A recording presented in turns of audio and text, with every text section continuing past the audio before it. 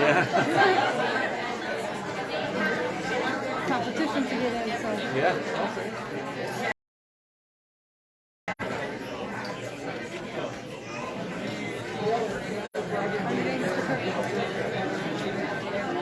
Hey, hi. How are you doing?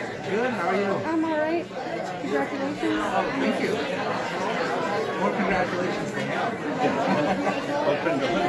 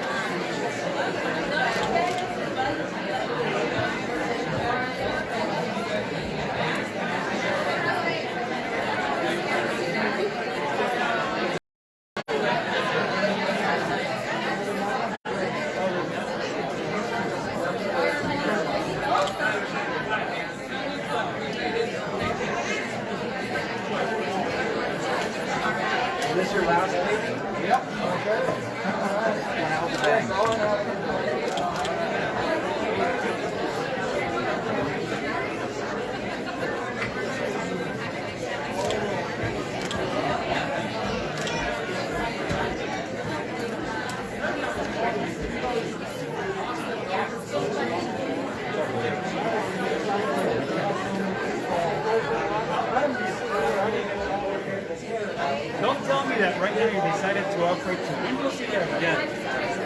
So it was offered. I keep getting the invitation. Windows 11 is not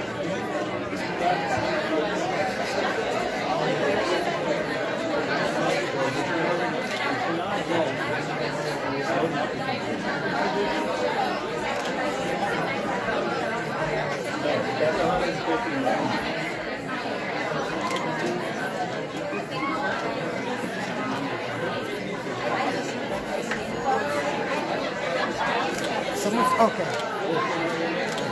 Someone said the live feed messed up. Okay.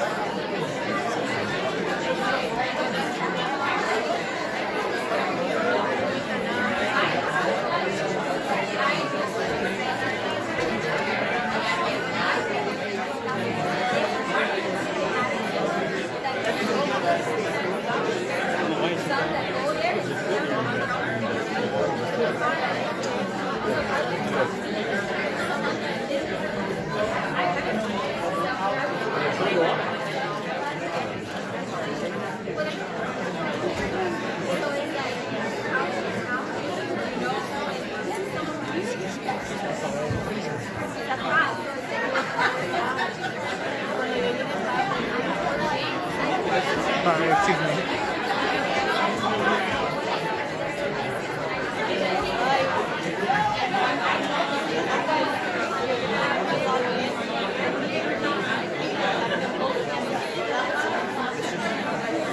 This is still the meeting.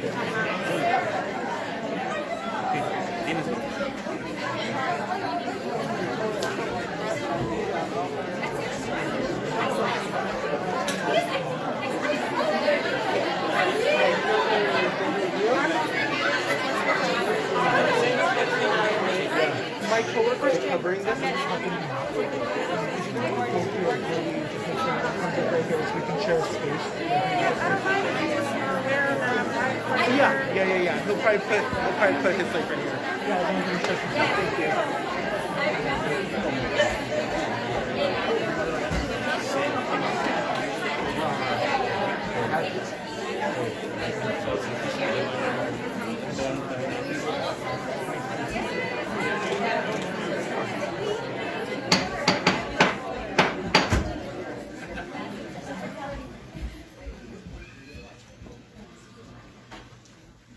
Well, welcome everybody.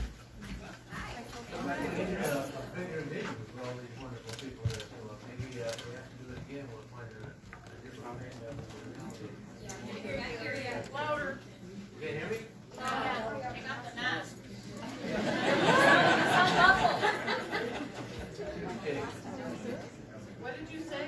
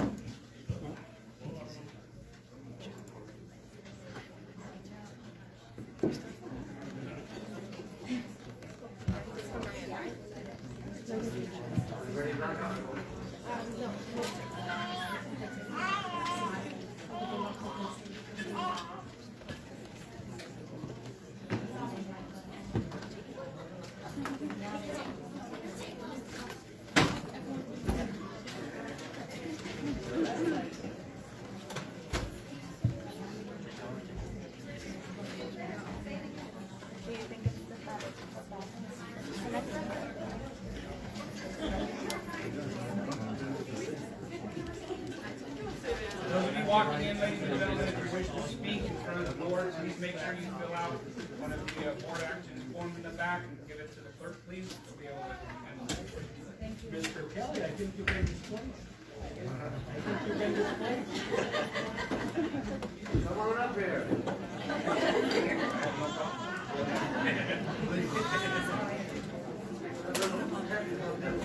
Just be a little patient.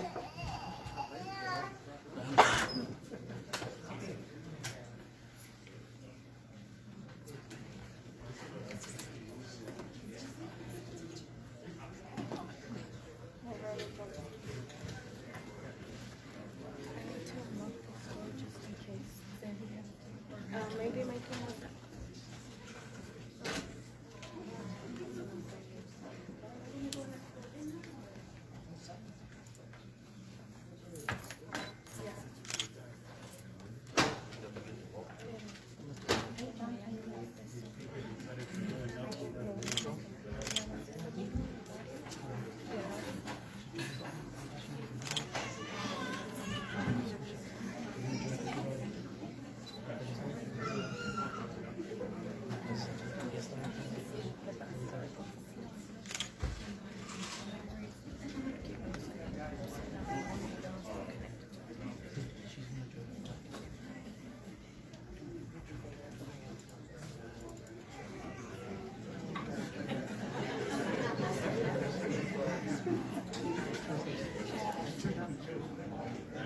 You can try it, but I think it's going to be.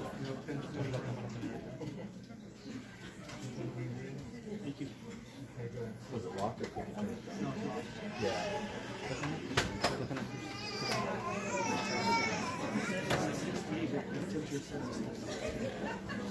I can see that. Yeah, they lock them. They don't trust me either.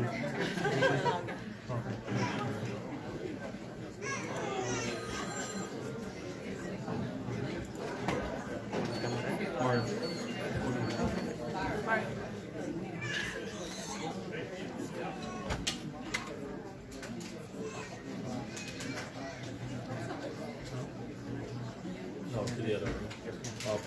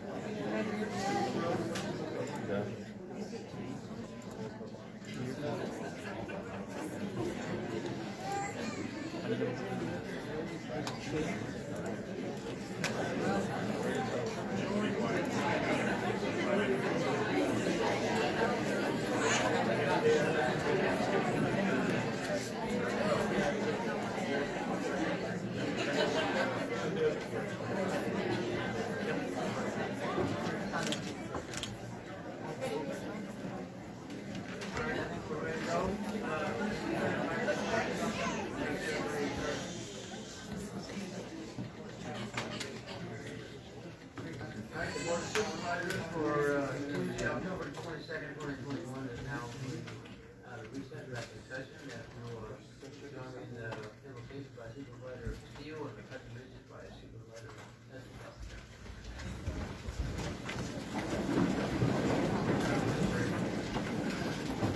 Father God, we humbly come before you once again, Lord. We thank you for this opportunity that you give us to come together as a community, Father God, to discuss important issues affecting all of us. Lord, we ask for your blessings upon this meeting. I ask that you bless everyone present here this evening, Father God. We just ask also for your divine guidance and wisdom as we discuss important issues. All this we ask in thy Son's holy name. Amen. Ready? Begin. I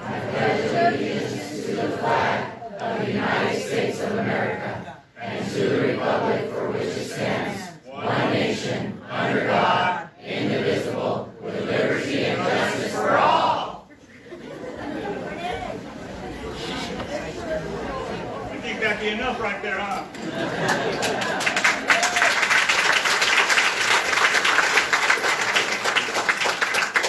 Okay, we have a meeting from 5 o'clock to 7 o'clock. Please try to keep it calm, cool, collected, stay within your norm of being reasonable and respectful like we are to you. We get along where we want. And, Excuse me, I don't mean to be rude, but you're muffled and we don't hear anything. So it's either you lower your mask or you speak up. And I'm asking you very respectfully, as a teacher, I know that, you know, when someone speaks, your mask covers your whole, and then you have a glass thing. Are we up any higher? Can you hear me now? Yes, thank you a little. Better? I know, but a little higher. Well, let's try that again. Thank you. We do have a meeting from 5 to 7, and I ask that everybody conduct themselves in a respectful, responsible fashion, as we will to you. We made this happen because we want to make sure that you have an opportunity to express your concerns, and we want to hear your voices. And we're all in this together, and I think it's time that we don't start hollering at each other, but we start helping each other. Let's just get to the bottom of this. And if we don't finish today, we'll find a better venue if we have to follow up on another meeting in the near future.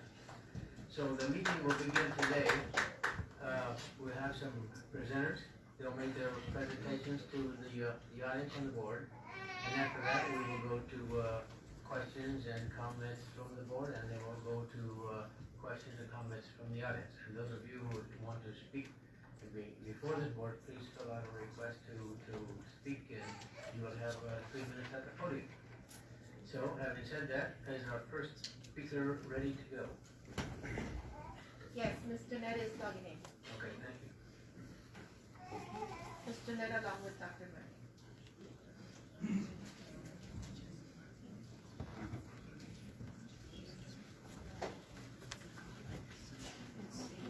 afternoon, Janette. Good afternoon, honorable board members. Janette Angulo, Imperial County Public Health Director. And you have Dr. Munday with you, so your item is on the floor. You may proceed. Great, thank you. So today we have a single slide for you with different data points. Not sure if the slide is shared. Okay, I see it there. All right, so it'll just be a quick rundown of the number of cases and hospitalizations, outbreaks, and vaccinations. And I'll just give it a second for the slide to appear.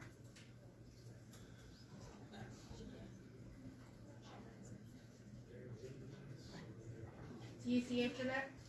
I see the cover page, but I don't see the other slide. It's okay. I'll just give the update. In Imperial County, we're reporting 30,188 cases and 764 deaths. As far as new cases for the 7-day period, that's between October 6th and October 12th, 319 cases. That's 19 more cases than last week. As far as case rate per 100,000, we are at 23.33. Within this last week, that case rate has ranged anywhere from 21.7 to 24.1. As of this morning, it was at 23.33 per 100,000, and our positivity percent was at 8.8%. That percent actually is a decrease from prior days. As far as hospitalizations and the 14-day average, we're at 16.7 hospitalized patients with COVID-19. I do want to say that total hospitalized patients as of this morning was more than 130 patients.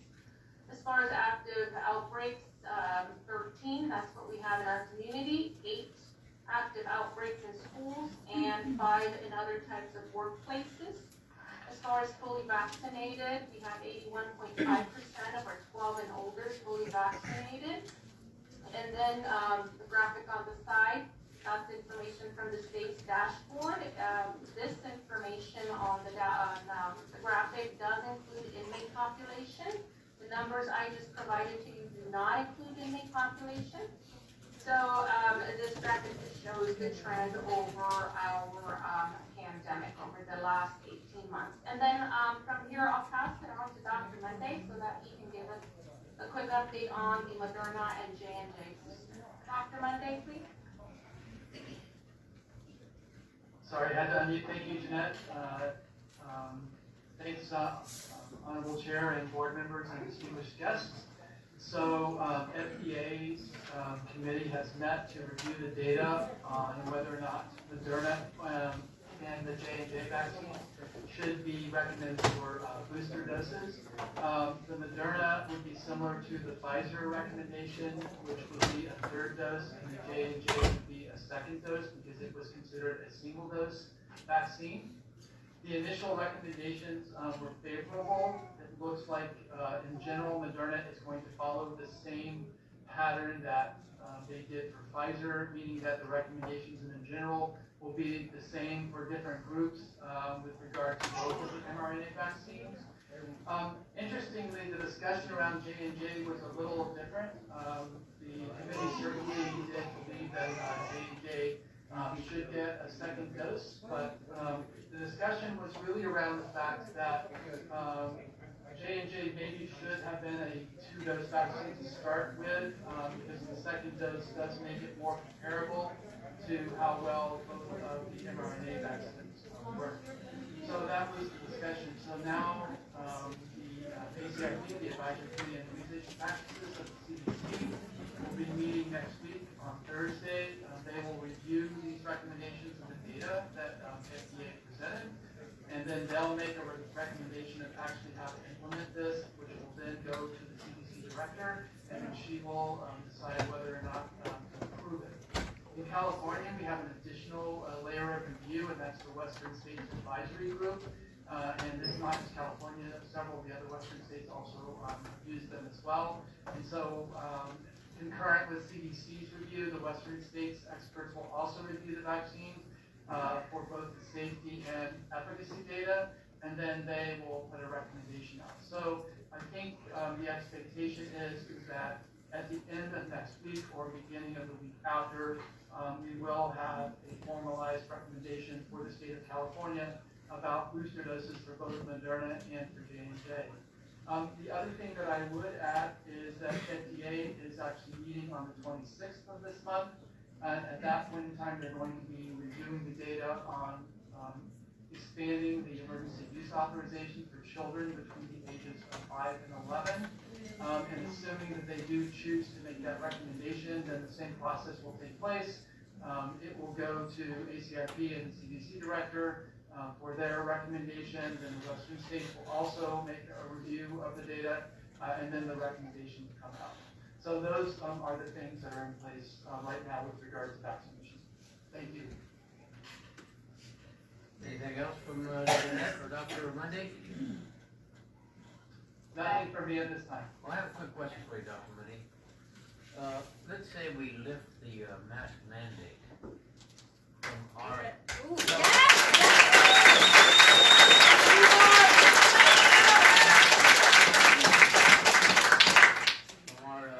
Health order as issued by our health department. Now, that has no effect on the students enrolled in school, is that correct? Yes, sir, that is correct. So the state order from the health officer is the one that places the restrictions in schools for universal masking. And so if we were to make an alteration to the local order, even if we were to not say anything about schools whatsoever, they would still fall under the state health officer order. So we have no control over what the school requires for the children that go to school? That is correct. We could make something that is stricter than the state. We have not chosen to do that. Not chosen. We were not chosen. But we can't make something that's less restricted from the school. Okay, thank you very much. Anything else to add, Janette? Nothing, no. Thank you. All right, thank you so much. And who is next on the podium there, Madam Clerk? Next one is Dr. Stats. Hello, my name is Dr. Stats, and I'm the EMS Imperial County Medical Director, and I was asked to give a summary of how we had seen COVID play out within our county over the last year and a half. So in summary, in both our hospitals, we saw at peak time 192 admitted patients in December of 2020. Our max 14-day average was 188.4 patients that were admitted to the hospitals. In addition, our max total ICU admissions in May through July, when we first started to see COVID patients in our county, was 35. We doubled that in the winter time. Between October and January, we had a max peak admission of 70 patients. These numbers are significant because on our day-to-day census in both hospitals, they're far below what we would expect these numbers to be, maxing out around 120, 130 max admissions for the hospitals. During our first surge from May through July, in fact, our hospital admissions were so significant we were not able to accept any further patients within the hospitals. Patients were boarding in the emergency department for days because there was no room upstairs. And during that period, we transferred out over 500 patients out of county, some as far north as Sacramento, which is truly record-breaking, not only for Imperial County, not only for California, but truly in terms of civilian patient movement. It is record-breaking for the United States to do within a state. Otherwise, in terms of different provisions and aspects of our COVID response within the county, we opened up an alternate care site to allow us to care for more patients in county and keep our care and our resources closer. Our ACS first opened in May of 2020 and was open through August of that year. It was able to shut down, but unfortunately had to reopen during our second significant surge, and it was open from November through February. During that time, it significantly helped our response as well, seeing over 569 patients in Imperial County, which was a significant benefit to allowing us to see more patients that were more ill in the hospital. Additionally, we started with that alternate care site caring for patients that needed minimal intervention, and eventually with more resources, both with support from our regional and state partners, we were able to care for patients up to a typical med-surg level, meaning we were able to give increased levels of supplemental oxygen, medications, and also have physical therapists care for these patients. Overall, we have unfortunately had many record-breaking aspects of our COVID response in Imperial County, and we do continue to see high numbers of admissions in our hospitals both, with more high numbers of unvaccinated patients requiring admission. And that's the end of my report currently. Thank you very much, Doctor. Any questions at this point? Yes. Thank you very much. Certainly appreciate the time you had to spend with us and explain what's going on with the COVID. Thank you so much. All right, the next, Madam Clerk? Next one is Dr. Edward. Well, good evening, everyone. Good evening, Board of Supervisors. Just to fill you in on some of our current admissions, we are seeing an increase in the number of visits in the emergency room. I know that Dr. Krista Macheski, our Chief Medical Officer, is going to be here. One of the things that we are hearing from our epidemiologist is that we are anticipating a difficult winter in terms of total admissions. So you'll see that we've added our tents back outside of the emergency room and right outside of my office here, just in anticipation of an increase in the number of folks that are coming in with the flu period. So we want to make sure that we're prepared. I know that Dr. Krista Macheski, the CMO, is going to be on to chat with you later on. We also have seen some patients that are coming in that are not vaccinated, unfortunately. And that rate across the United States is actually at 86%, as reported by the CDC. For us here, it remains in the upwards of 84% of our admissions remain unvaccinated. If you have any questions, I'll be more than happy to entertain those at this time. I got a question. Is he gonna wait around for questions afterwards? Yes. Well, we skipped a lot of interesting points. Dr. Mike? Excuse me, I'll I question. thought you'd ask questions when we're finished with the presenter. There you go. We go over 2 hours. Okay, next. Next one is Dr. Altasim.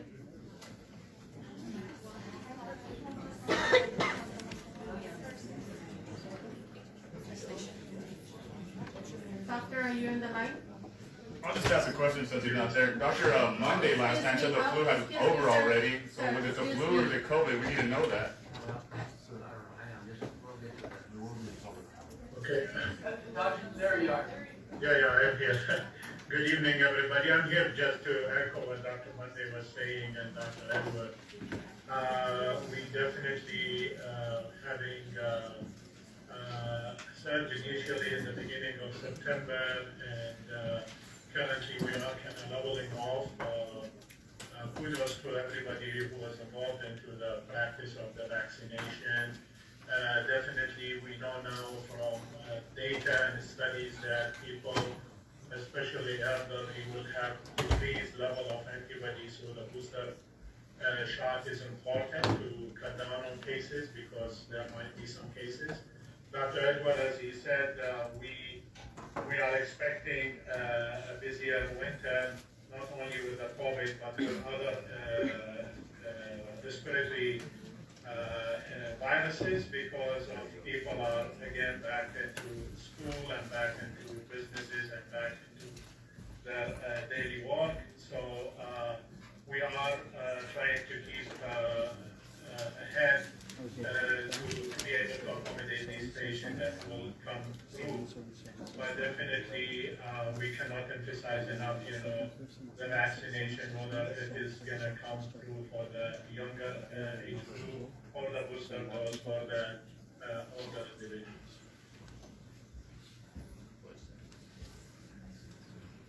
Is that your report? Yes, sir. Thank you. Next one is Dr. Fu, following by Dr. Hartner.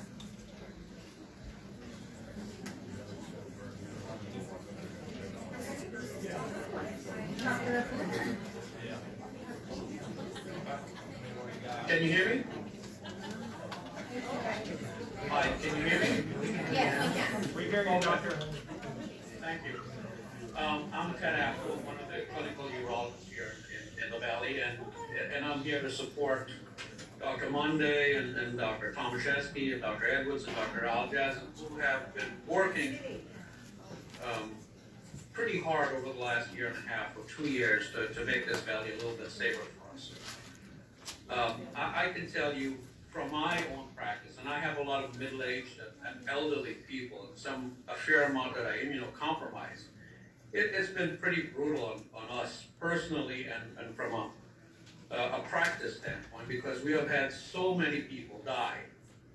And I'm still in a position where I still can't do the cases that I need to do a lot of cancer patients, because they end up with COVID. I had to cancel one today and one tomorrow who have pretty significant cancer.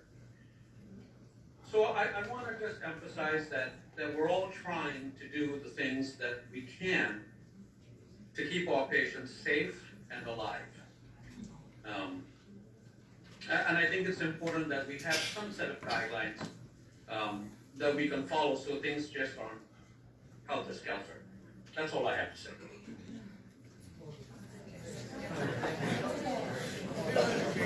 Dr. Janette. Dr. Janette.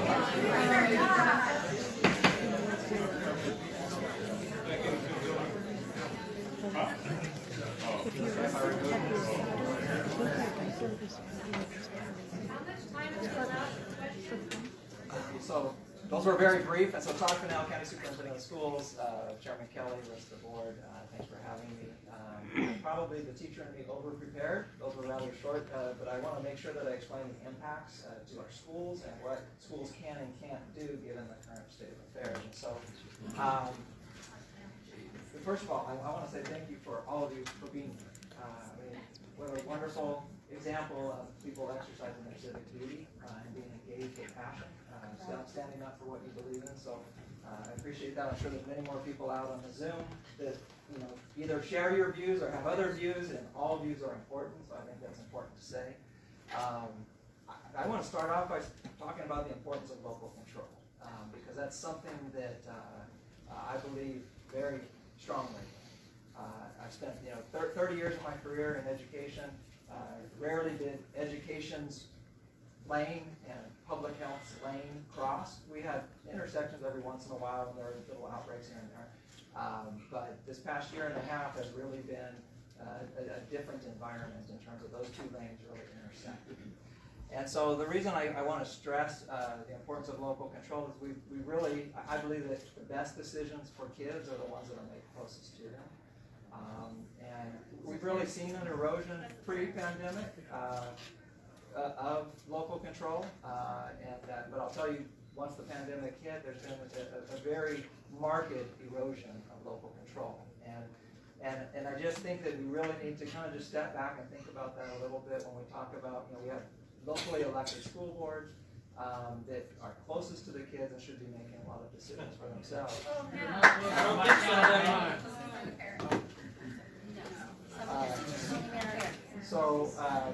California is a very diverse state. Our county is very diverse. And so we have our communities. Local schools are important to every local community.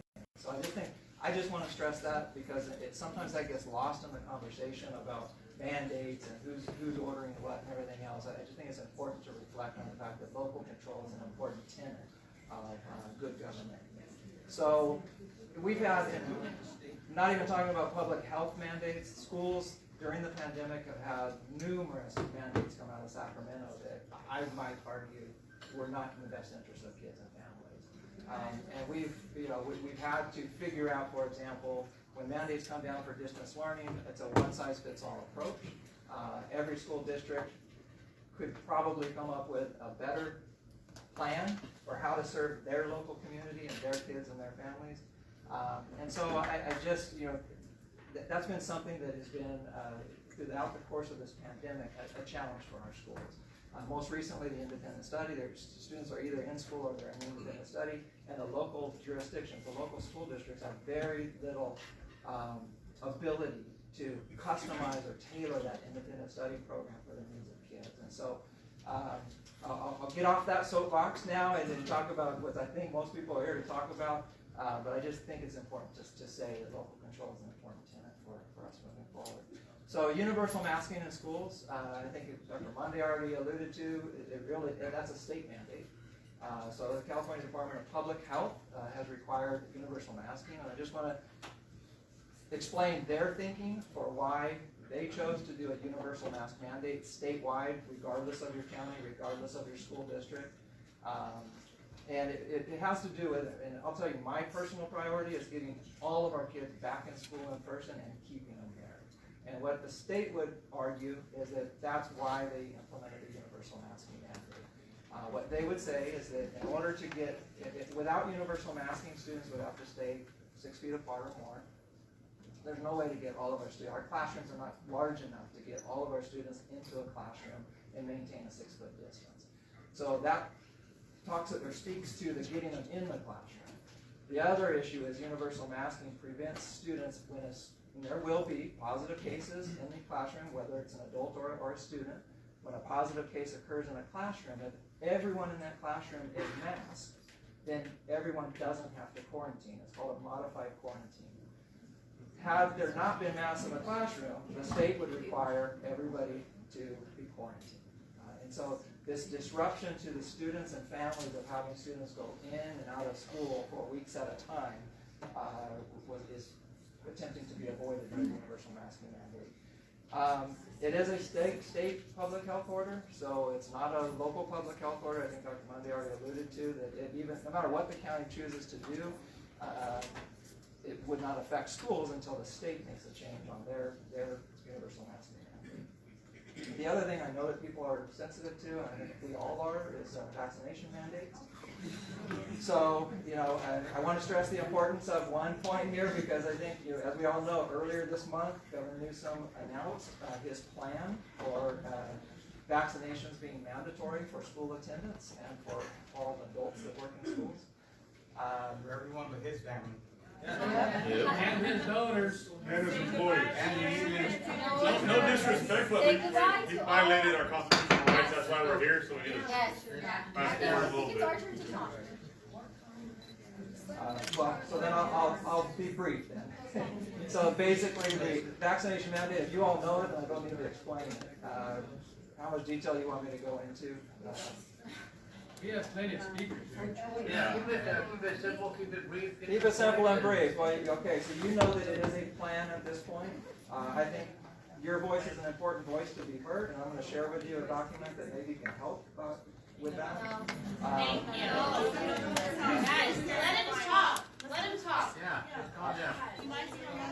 So the plan is, once FDA approval, full FDA approval is issued for the age brackets, it's typically 12 and older and under 12, that at that point, the next term of the school year, after that full approval is authorized, it would go into effect. And so, for example, if the full FDA approval were to go be granted in February of 2022, it would be in the fall of 2022 that the students would be required at that age bracket, whichever is approved. So that's something that changes. And I want to, yeah, absolutely. And what the order also requires is that once any band of students are required to have the vaccine, all employees of the schools have to have the vaccine. And again, I want to stress that there are medical exemptions and there's religious exemptions. Yeah. There's the Constitution. So, and I guess what last point I would just make is that these are state mandates. They are, whether they're a governor's executive order. Mandate is not law. Not a law. It's not the law. Amen.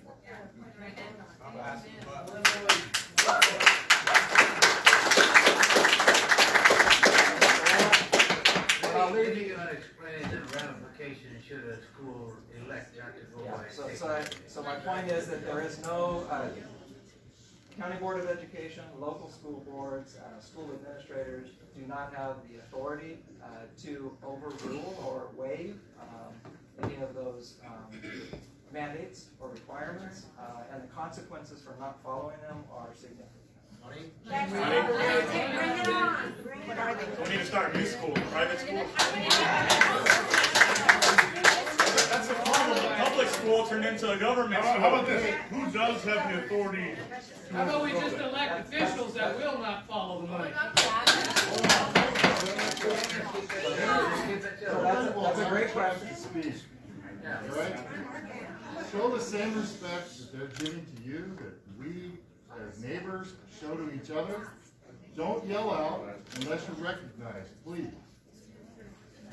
Continue, Dr. Yeah, so I'll leave you with, so the question was asked, then who can and what do we do? And then I had no idea there'd be so many people, so I only got 40 copies, but I can send out an electronic copy and she can send it out to anyone who wants it.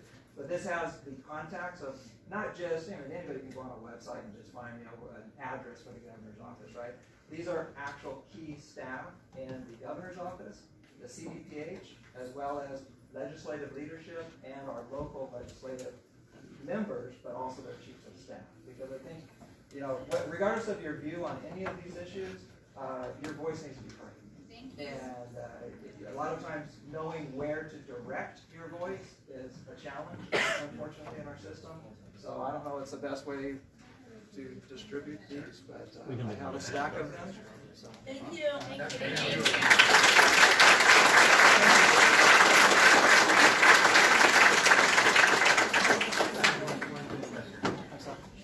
When children are released from classrooms to go play in the playground, are they required to wear a mask outside? It's not by the state and not by the local public health board. If they're choosing to do that, that either would be a student's choice or it could be a school policy. Mr. Kelly, Sunflower School has told the children they have to wear it outside. No.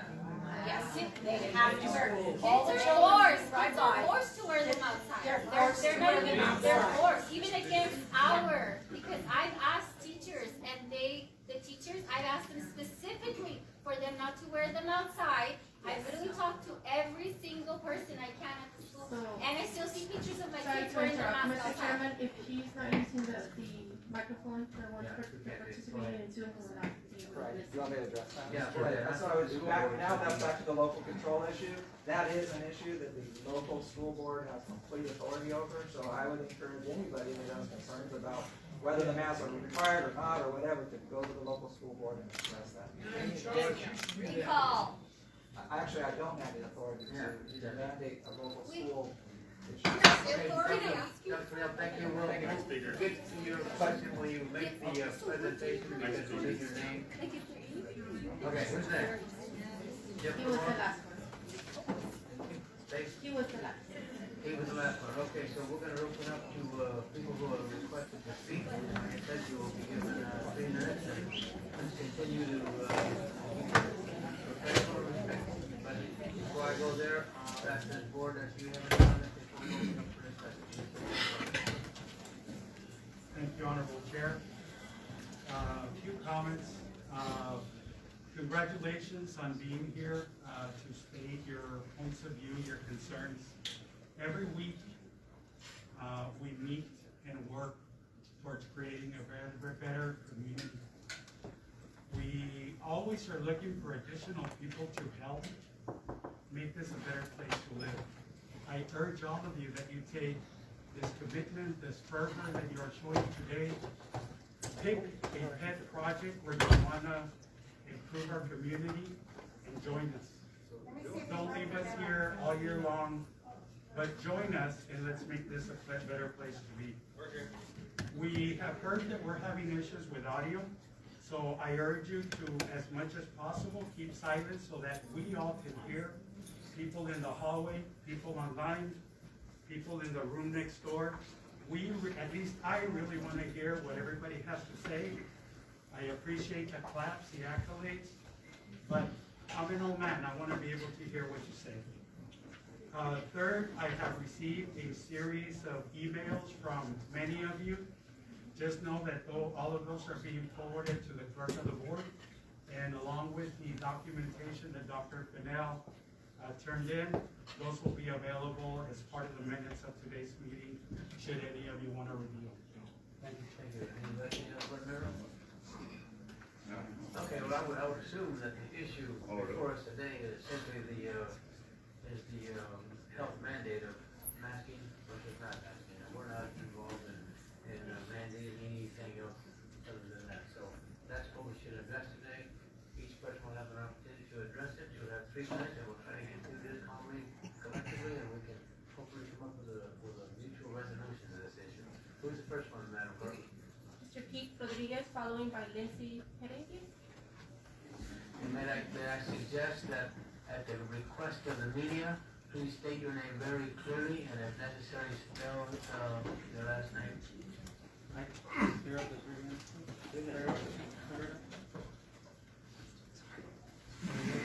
Thank you, Todd. Good evening, members of the board and the public. My name is Pete Rodriguez. Rodriguez spelled R-O-D-R-I-G-U-E-Z.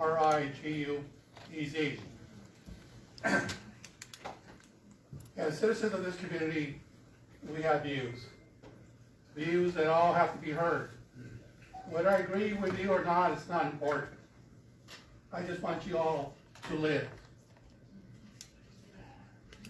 I buried a relative yesterday who died from COVID. I buried 9. The first one, 750. I'm not emotional over it because I have to accept acceptable losses to this pandemic, like everyone else. But I did know, as I was reflecting when we were dying left and right, and we didn't know what to do. All of us were in the same boat. No one was better. We're all the same. This board, and I said it at the last meeting, I'll say it again, they made tough, difficult decisions. Through their actions, they are able to keep businesses open through very difficult times. They explored everything they could to help us. The vaccination clinic that they did at IBC and other parts of our community was outstanding, above and beyond the call of service. They saved lives. They saved lives. Now my family is 750. We don't agree on everything. I'm sure we're on both sides of the argument. But I don't fight with them. Why? Because we're blood, we're family. We need each other. In our community, we need each other. The enemy is not you and I. The enemy is actually COVID-19. How you want to fight that enemy is your decision.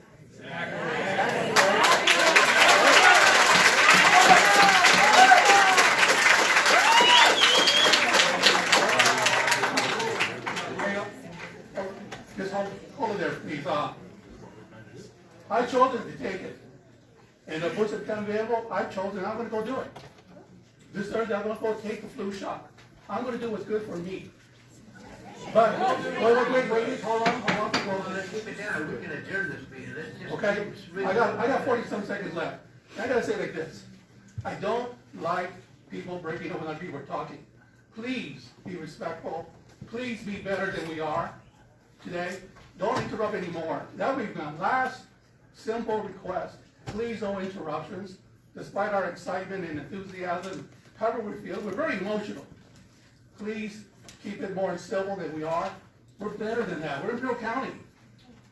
For the first time, I went to a football game, Central in Texas. My first game in 2 years. Outstanding experience. I'm glad I went, but I'm not going to the next 2 because there'll be too many people around me. My choice. Okay?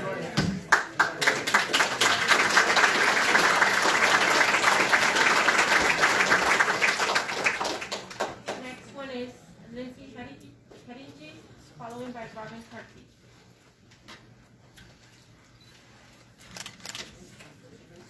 Before my time starts, can I read a declaration on behalf of the majority of these people here in the room today? Sure. That's all right. Okay. As long as it's not 50 pages. No. This is a declaration of opposition to the COVID-19 mandates. I am opposed to our current COVID-19 mandates at the local and state levels.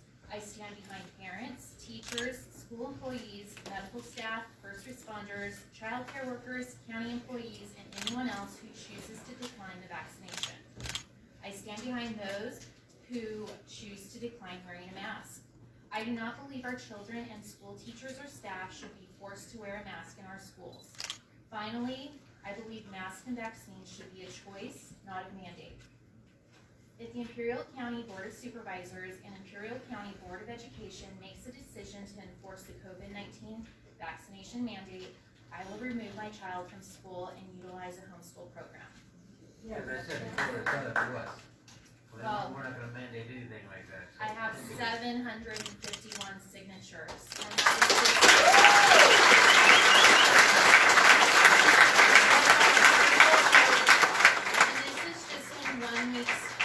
Through word of mouth that we have gotten all these signatures. So my suggestion is to you guys, listen to your constituents and what they want. So, like I said, we're not mandating anything other than right now the masking.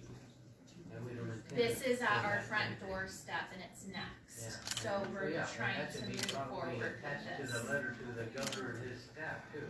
It will be going to them as well. Thank you. Anyways, I'm ready. Good evening, board members. My name is Lindsay Hindigus, born and raised resident of Brawley. Tonight, I'm asking for two things. The first is to please lift our indoor mask mandates. I've watched week after week all of my fellow constituents who have stood here sharing data, listing facts and reasons to support those that scientifically, showing that masks scientifically do not work in preventing COVID. It's confounding as Americans in a free country that we must stand here trying to prove why we deserve our medical freedoms. If someone would have told you 2 years ago that the Imperial County residents would be at these meetings asking to decide their own medical choices, would you believe them? When did we become a nanny state, relying on the government to inform us of what's best for our health? You've taken the advice and counsel from the health department, whose job, by the way, is not to create mandates, yet here we are. You weren't elected to office because I or anyone else here need you to call the shots on my health. It's time people start taking back responsibility for their health because we are now seeing the results of many people who have become so reliant on government that their fear has overtaken them with these mandates. The second thing I'm asking tonight is your support in vaccine choice. Yesterday, 75% of my daughter's school sat out in protest of Newsom's vaccine mandate. If this mandate moves forward without any fight, you just showed all of our wonderful teachers and staff a glimpse of what their future looks like with budget cuts and layoffs that will happen. I've heard since this is a mandate coming directly from Sacramento that you guys won't challenge it. Why? You weren't elected by the people of Sacramento, you were elected by us, Imperial County. As our elected representatives, it is your duty to be our voice. I know it's not as easy as I think it is because we need help from the state, but I don't believe that there aren't any options. How have you thought of sitting down to dialogue with teachers and staff on areas to reduce funding? That would help in cutting off our county to be reliant on the state. What about all the pork programs that are unnecessary to free up our budget? My point is, if you were trapped in a burning house with no way out, would you make the choice to sit and burn? No. I think you would fight until the bitter end. That's what we're asking you to do for us, to fight back for every parent, teacher, faculty, healthcare worker, and whoever else I'm forgetting. It's not up to you, Gavin Newsom, or anyone else to make mine or my child's medical decisions. I will tell you what I told my daughter's school board back in August. My husband and I do not co-parent with the government, you, the board members, or any other parent in this room. I believe that every generation has that one politician, be it on a local, state, or federal level, that they will remember throughout their lifetime as having a positive impact while serving in office. So I ask you, when your political career has come to an end, what is it you wish your legacy to be remembered as? I hope to remember each and every single one of you as someone who stood up to fight for our medical freedoms. Thank you.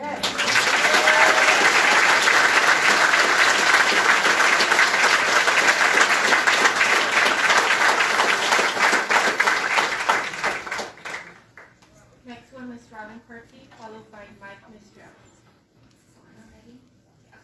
Good evening, board. Thank you so much for your time. I just have something very brief to say. I was asked the other day what I expected the county to do for us regarding the state mandates. My answer to him was that I expect the county to do for us what Texas and Florida are doing for their citizens. They are pushing back against the mandates from the Biden administration in order to give their citizens a choice. We would like Imperial County to push back against Newsom and give your citizens a choice as well.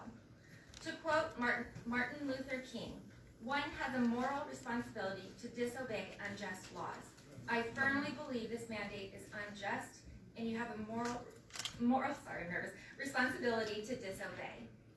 And I have a couple of questions for the medical professionals here.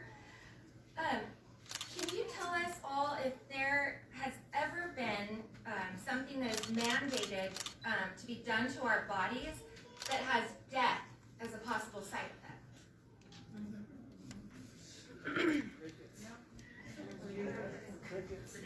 My second question is Dr. Munday keeps referring to the high viral load in the Delta variant. I'm wondering why that information is important when it's been proven that the viral load among the vaccinated and the unvaccinated is the same. Amen. The vaccinated are equally as contagious. So requiring children to be vaccinated to protect the more vulnerable seems moot. Lastly, I've been talking a lot about reinfection rates because I think that's important, and why it's being overlooked is mind-boggling to me. Because like I said before, I know that the county is tracking everyone that gets COVID. Dr. Munday had mentioned that names can be confused and they can't get accurate numbers, but I find that hard to believe, being that they call and they take your information, they take your address and all of that. So I would like to ask if this county can please begin to track if anyone that's had COVID gets COVID again. Because if we have natural immunity that is fighting or helping us more than the vaccine, that should be something that's considered in this mandate. So thank you so much for your time.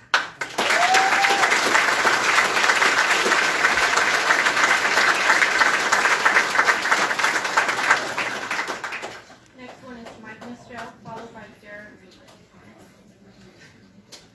Good evening, ladies and gentlemen of the board and my fellows that are here. I am Mike Mistriel, and I'm here as a concerned citizen, spouse of a teacher, and a parent. I would like to talk about the COVID mandates, their overreach, the detriments to our school, the school staff, and our children. First, I would like to talk about the vaccine mandates for school staff. This mandate, along with other COVID mandates, are unconstitutional, dangerous, and not in the best interests of anyone. As for those employees exercising their constitutional freedoms and rights to choose what is put in the bodies, the school district is wanting to use a secondary party for the mandatory COVID testing. This secondary party is overreaching. I talked about that with one of the school boards. They want every aspect of your life down to credit card information, vehicles you drive, and everything, where all they're supposed to be doing is checking if you have COVID or not. So I will move on from that. And basically, someone's personal medical condition is their private business. COVID has become a way to circumvent that and to circumvent HIPAA. The testing mandate for our non-vaccinated teachers makes no sense other than to push them and forcing them to become vaccinated so that pharmaceutical companies can make more money. Individuals who are vaccinated can still get COVID and transmit it to others, even if they are asymptomatic. So why are they required, or those people not required, to test weekly as well? This mandate, as well as the students' possibly upcoming mandate, only causes segregation, something that is unconstitutional, violating the 14th Amendment of the Constitution. Amen. In 1954, the Supreme Court ruled in the landmark case of Brown versus the Board of Education that the separate but equal doctrine under the Plessy v. Ferguson ruled that segregation in public schools did in fact violate Equal Protection Clause under the 14th Amendment. Now, however, we are starting and trying to segregate our public schools again, but this time not by color, but by medical or vaccine status. This is illegal and is a complete overreach by the federal, state, and local governments. As for the upcoming mandates for our children over 5, it is utterly ridiculous. We know children have the lowest possibility of getting seriously ill from COVID. Let me quote Dr. Adesir Munro, pediatric infectious disease specialist at the University of Southampton. In general, the risks from being infected from COVID are similar to other respiratory viruses you probably don't think much about, such as the flu. Johns Hopkins Medicine also says only in rare cases are children infected with the coronavirus can develop a serious lung infection. When they talked about the mandates, I'll run through the deaths. As of now, from December 12th, as of December 12th of 2020 to October of this year, there have been 8,483 people who have died in the United States solely from the COVID vaccine alone. I will not put that into my child. Thank you.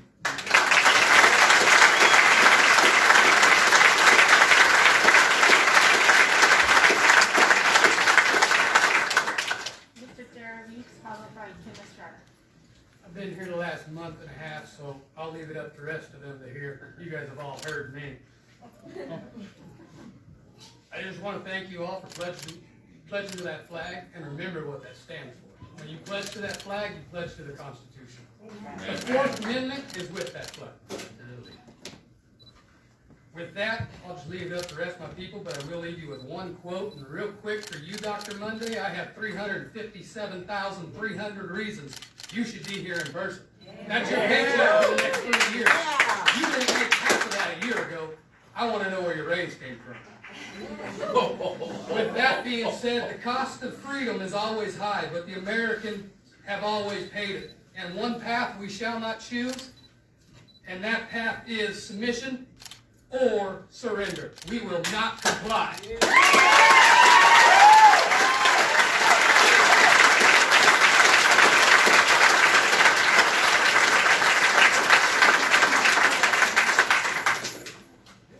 Kim Estrada, followed by Kelly Renacini. Good evening, Board of Supervisors. Bodily autonomy is important in every area of life. By allowing these mandates, we give businesses, schools, and other entities the right to break laws that are already there to protect us. Some of the laws that are being broken with these mandates can be listed under harassment, discrimination, and practicing medicine without a license. I'll make a copy of those laws and titles and email those to each of you. In short, the law is on our side. As far as vaccines go, have you followed Israel? After 80% of their people were vaccinated, the Delta variant came to their country and affected such a major part of their population that they got to the point where they required their citizens to have a third jab, not even knowing if it would help them. There's now talk of requiring their citizens to get a fourth jab. Do we want to be like them and just experiment on people and take a stab, or dare I say jab in the dark? No one wants to talk about how robust natural immunity is. Additionally, we have one of the highest vaccinated populations here in the Valley, and yet some medical experts want to keep adding more requirements. Maybe their methods weren't as effective as they'd like to make us believe. Additionally, let's take a walk down memory lane with Gavin Newsom, as he's the one coming up with these measures for our state. There was a French laundry incident. His kid went to summer camp maskless. His daughter's not getting the vaccine at this time. And most recently, Gavin Newsom is asking a court of appeals to remove the vaccine mandate for a union that gave him $1.75 million. He does not even support what he's mandating for the rest of us. So please, don't tell me this doesn't have ties to finances, or there isn't corruption from leaders who are deliberately stomping on our God-given freedoms to bodily autonomy. We will not stand for these unjust, manipulative tactics any longer. And lastly, I appreciate your prayers before every Board of Supervisors meeting, and that you acknowledge a higher authority. I too am a person of faith, and believe God gave us as parents the authority to make decisions for our kids that is in their best interest. You are not aware of their personal medical history. You're not aware of their unique needs. You cannot make decisions for our kids that we were meant to make as parents. We're not asking for permission to parent our kids. We're asking you to honor what God has already given to us. Amen.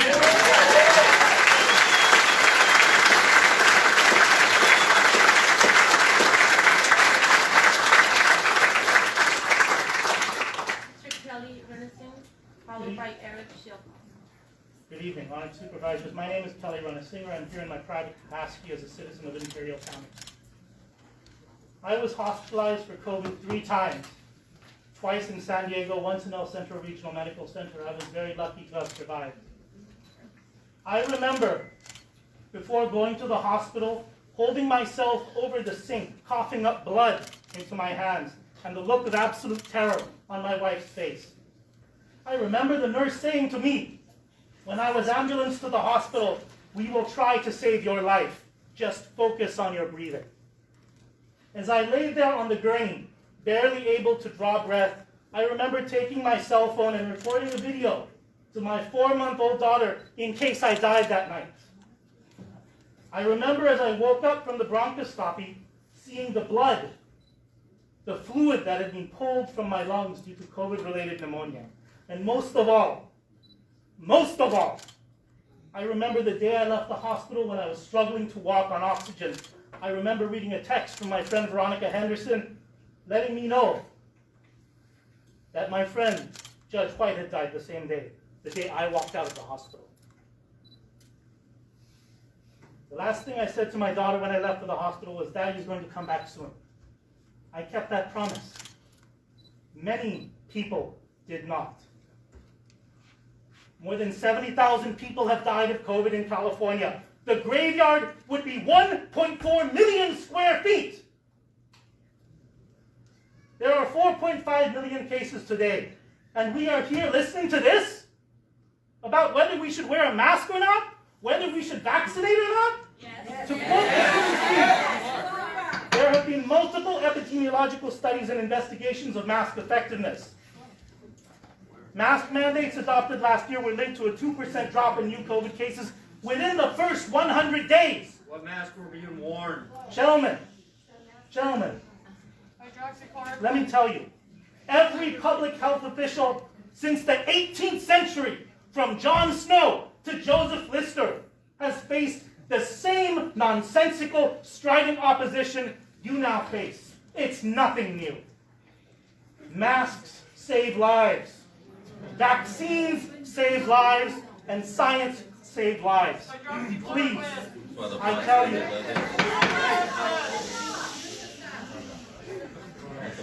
do not be dissuaded from making the hard decisions that are necessary to save people in our communities. Thank you.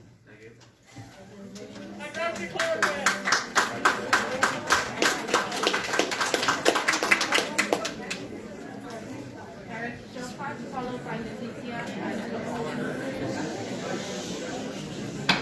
Good evening, board members of the community.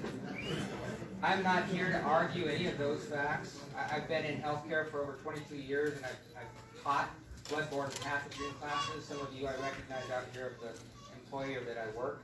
I'm not saying that masks are good nor bad. That's not what I'm here for. This is all about our freedom of choice, freedom of privilege of what we want to do with our own children and our own bodies. That's it. So you make that choice. I'm sorry to hear about your health concerns, sir. There's many other ways to get around the COVID vaccine being mandated upon us when it's against our constitutional rights. That's all I have to say.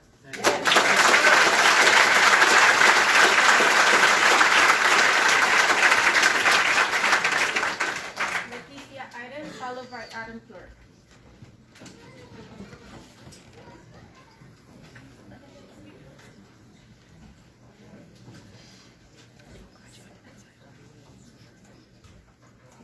Good evening. First, I would like to thank the Board of Supervisors for changing the time for this meeting and giving others the opportunity to express our concern. I would also like to give thanks to those parents and community members who have continuously attended these meetings and for standing up for those parents that have not been able to attend like myself. Thank you for standing up for what is just for our children and our community. I have not been able to attend due to my work and a few of my daughter's doctor's appointments, but I have been watching all the meetings live, and I am up to date with the information provided weekly. I am a mom of an 8-year-old son and an 11-year-old daughter who is a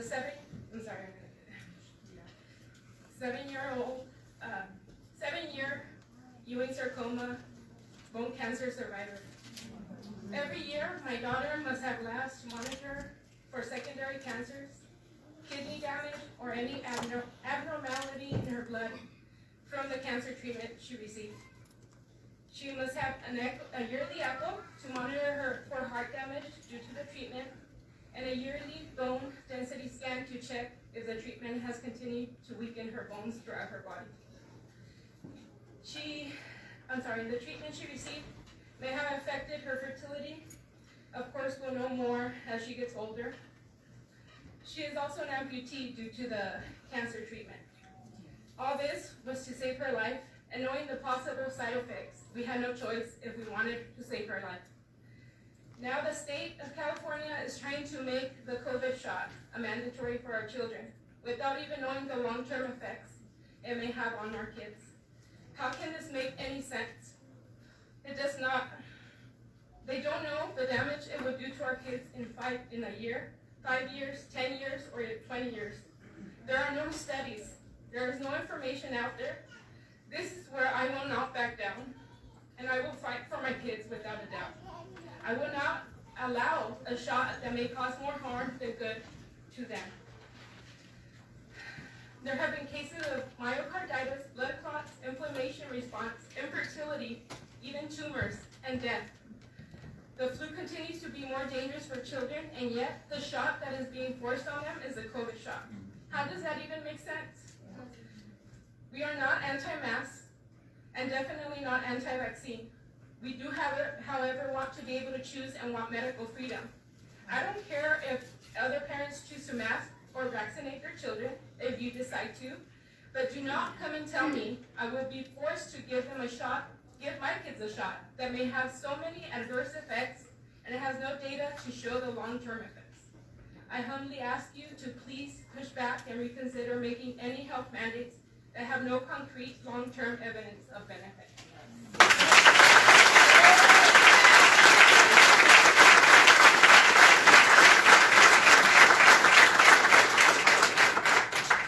Adam Flirt, followed by Brett Levin. That one really hits me. I also have a daughter with a rare disease, and I question the long-term effects of a vaccine that doesn't have long-term studies on it. I'm not anti-vaccine, I'm not anti-mandate, but I have questions and I'm not allowed to ask them right now. The only solution is that my child has to not be in school apparently when these vaccines are enforced. With that said, I wasn't prepared to say that, so I'm going to take this to a different topic, specifically on the mask mandates. I emailed all of you something earlier today, and I just wanted to read it out loud so it's part of the public comment. And this was, you can see on the screen, some data that I sent along with it. At last week's meeting, Jared Reeves and Janette Angulo mentioned an email exchange regarding face mask efficacy. What I have not heard the health department mention is the Van Dyke, Kansas study, which I found on the 3rd CDC link that Janette shared with Jared. That study detailed the efficacy of a face mask mandate. It found that the mandate led to a decrease in the 7-day average of new active cases by 0.08 in 100,000 cases. Using that decimal of a difference, it concluded that the mandate was therefore a success. However, the Heritage Foundation performed a deeper analysis of the CDC's data and found that the decrease only applied to some time periods and was ultimately statistically insignificant, as the overall new cases rate trends were similar in both groups. A similar study from Texas counties found similar findings this last May. Therefore, in terms of Dr. Munday's Swiss cheese approach, this mask mandate slice of cheese has so many holes in it then we might as well throw it out. Because the data suggests this insignificant decrease on the Imperial County has virtually no effect on our hospitalization or death rates. Now compare this to the stress this mandate adds to our community and the liability it adds to local businesses, and I would hope that you might reconsider the risk-reward analysis and eliminate this mandate, regardless of the daily positivity rate. And if that's not convincing enough, please look on your screen at the near identical case rate of two communities you're likely familiar with, Imperial and Yuma counties. One with a mask mandate, one without, yet very similar trends. After seeing this data, how can you justify a universal indoor mask mandate?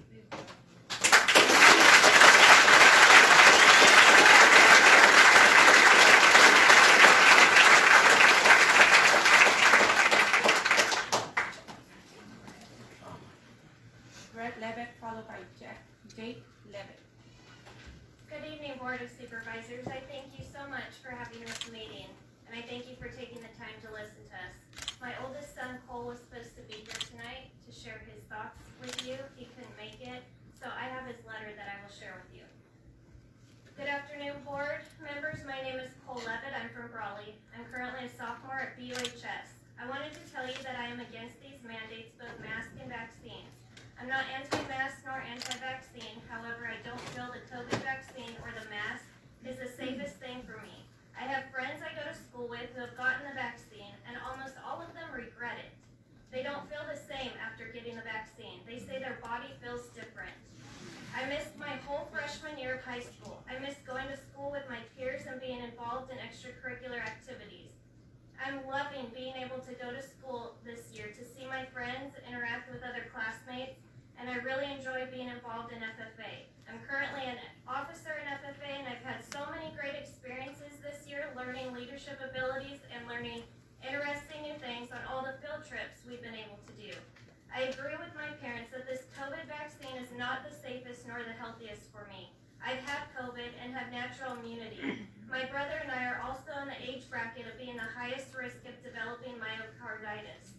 It kills me that I may not be able to go to school with my peers next year. It hurts me even worse that my family is thinking of moving thousands of miles away just to try to give me a normal life. This is tearing my life apart. It's tearing me away from my friends and my family. I'm not against the vaccine, but I'm against the mandate. I should be able to decide with my parents what goes into my body and what is the safest for me. Please help us fight this mandate. Please help my parents fight for me. Thank you.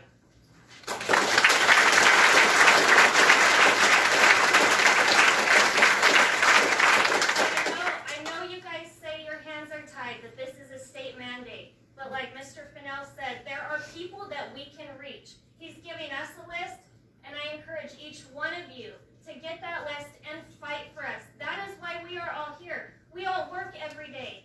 We can't go to the state, but we've elected you to represent us, and we are begging you to fight for us.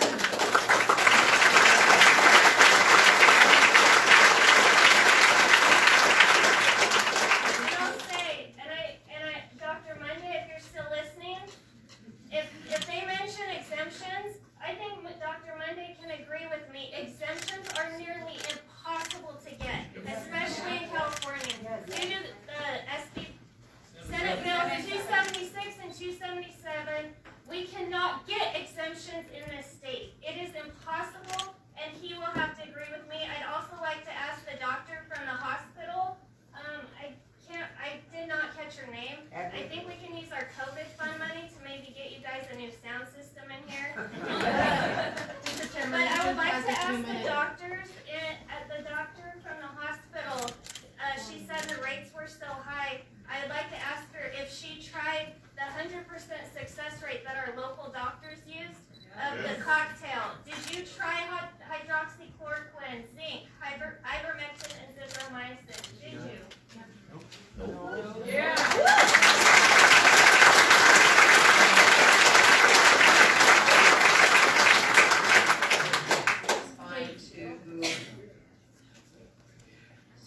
currently hydroxychloroquine and ivermectin are not recommended by the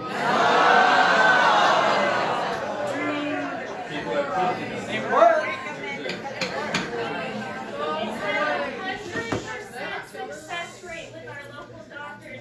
That is malpractice, that they are not prescribing it. Next speaker is Jake Levitt, followed by Jane Hoffman. Good afternoon, my name is Jake Levitt from Raleigh. I'm currently in the 8th grade at Magnolia School. I have asthma and it is difficult to breathe with the mask on. When I don't have a mask on in school, even though I have a medical exemption, I'm segregated from the class to sit in the back. I can't do work with my classmates and I can't hear my teacher. It's been difficult and it can be lonely, but I'm dealing with it. Now, Governor Newsom's vaccine mandate for next year, I won't even be able to go to school at all or play sports. I've already had COVID and I have natural immunity, but nobody seems to care about that. I also have a genetic gene mutation that can cause me to have bad reactions to vaccines.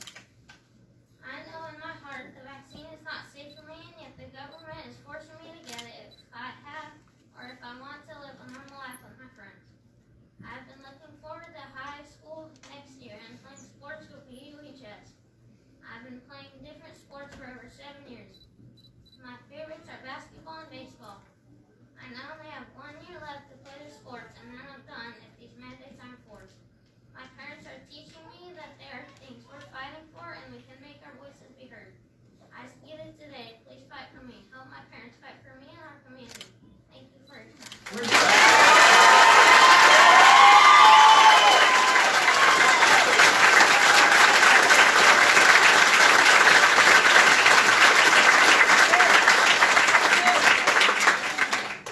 Jane Hoffman, followed by Michael Reed. Jamie Hoffman, J-A-Y-M-E. Just to let you know, because you guys had it wrong.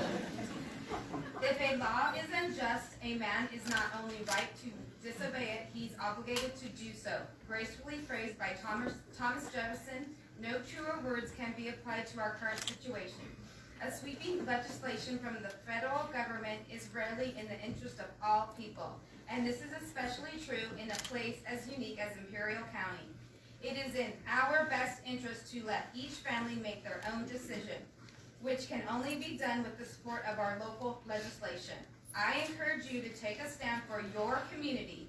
Approve an ordinance that puts a decision to mask or vaccinate back in the hands of each family. My name is Jamie Hoffman. I am employed by Imperial Unified School District as an SDC instructional aide at Ben Holtz. My job is now in jeopardy because when it comes to mask and vaccine decisions, I am very much pro-choice. Like many others, I was in class with kids last year and we were basically on our own. We used a self-assessment of our health and this was considered safe enough to return to school. Now we're threatened with progressive disciplinary action if we decide to continue the method that we all trusted last year. This self-assessment along with our own discretion about whether or not we are sick is more than enough to suffice. Why would anyone find it necessary now to implement sweeping legislation to force vaccination? When it comes to masking and vaccinating, there is a simple give and take each person must consider for themselves. When someone argues their health is at stake when someone declined masks and vaccines, we cannot delude into thinking that this is actually the case. Each individual can only ever be held responsible for their immune system and that of their children. My health is my concern. Your health is your concern. The government should have no authority over a person's health-related decision, regardless of the sentiments part of our population may hold. Your community is speaking up right now. We want our kids in school. We want to work, but we cannot ignore the absurd mandates pushed upon us at the federal level. Like Thomas Jefferson said, not only are we right to disobey such an unjust practice, but we are obligated to do so. Use your power to help us maintain our freedom to make basic life decisions for our children and ourselves. Approve a pro-choice county ordinance to put health decisions back in the hands of your residents.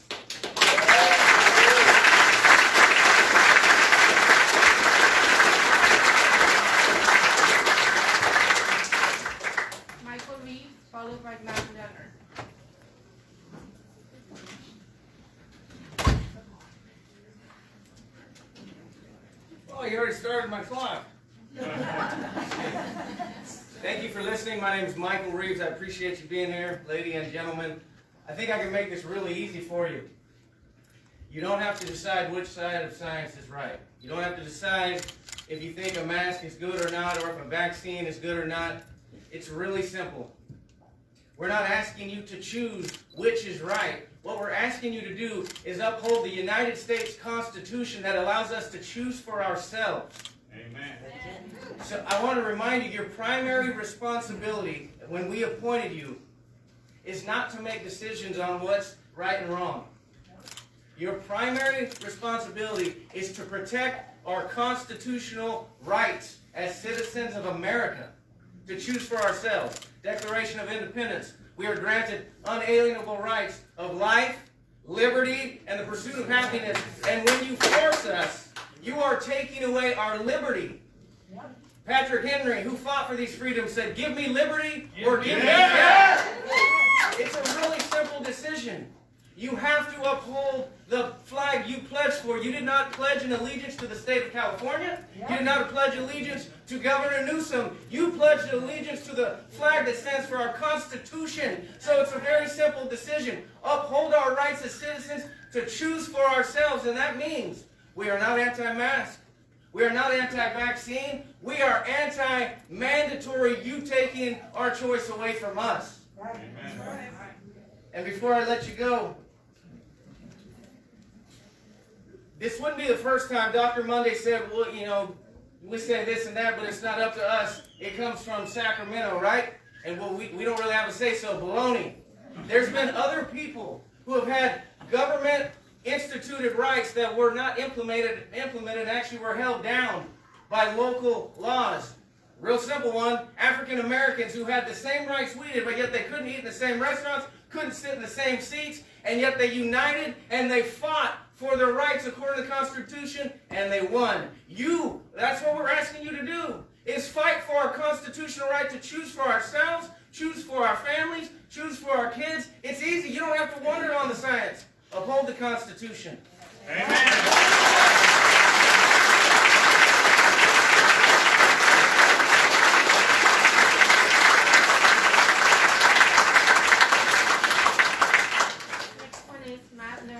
Followed by Harley Robbins. Board of Supervisors, my name is Matthew Leonard, born and raised here in the Imperial Valley, fellow citizens. You know, the mama bears, the beautiful people in this community that came up a lot more prepared than me. I actually put my name in there because I was afraid nobody was going to speak. I should have known better in the Imperial Valley. I kind of want to address the Board of Supervisors. Some of you I've known, Mr. Kelly, I've known you since I was a child.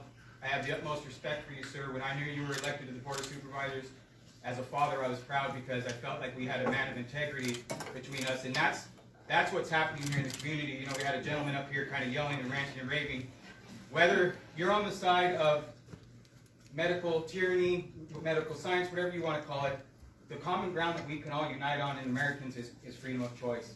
And that's what's being taken away from us, and that's what you're seeing in our community. That's what you're seeing in the Imperial Valley from beautiful citizens. We will not let our freedoms, rights, liberties, and our children be trampled on without our voices being heard. And we can take all the phone numbers, we can call all the administrative people, which I've done personally for the last month, and a cute little lady named Susan will write down your information, and it goes no further than her. We've learned to play the game. We've learned to break the spell. We've learned that these doctors can't even come in person. I don't even think they're real. I think they're AI generated. But that's what we're waking up to, no matter what mainstream media says, no matter what our elected people that are supposed to serve and protect this community as we slave and fight for our families and make it a better place. We expect you to uphold the truth, uphold responsibility, uphold the data that's real. Just like that gentleman said, just like another person said in here, we have two amazing doctors here in the Imperial Valley. God bless them. They let them go.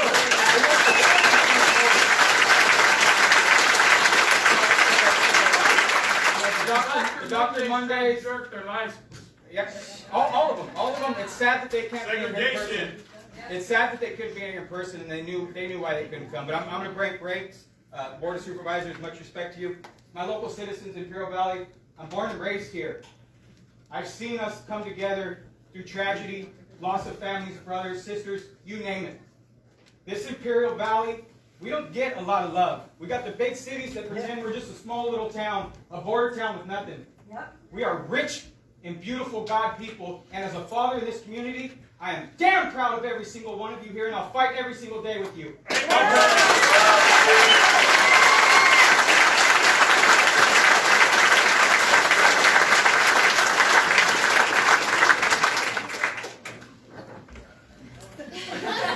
My name is I come to you as a father of two young small boys.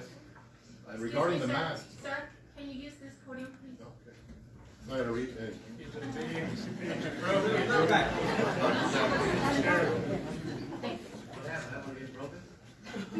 Okay. My name is Harley Robbins. I come here as a father of two small boys, ages 6 and 8.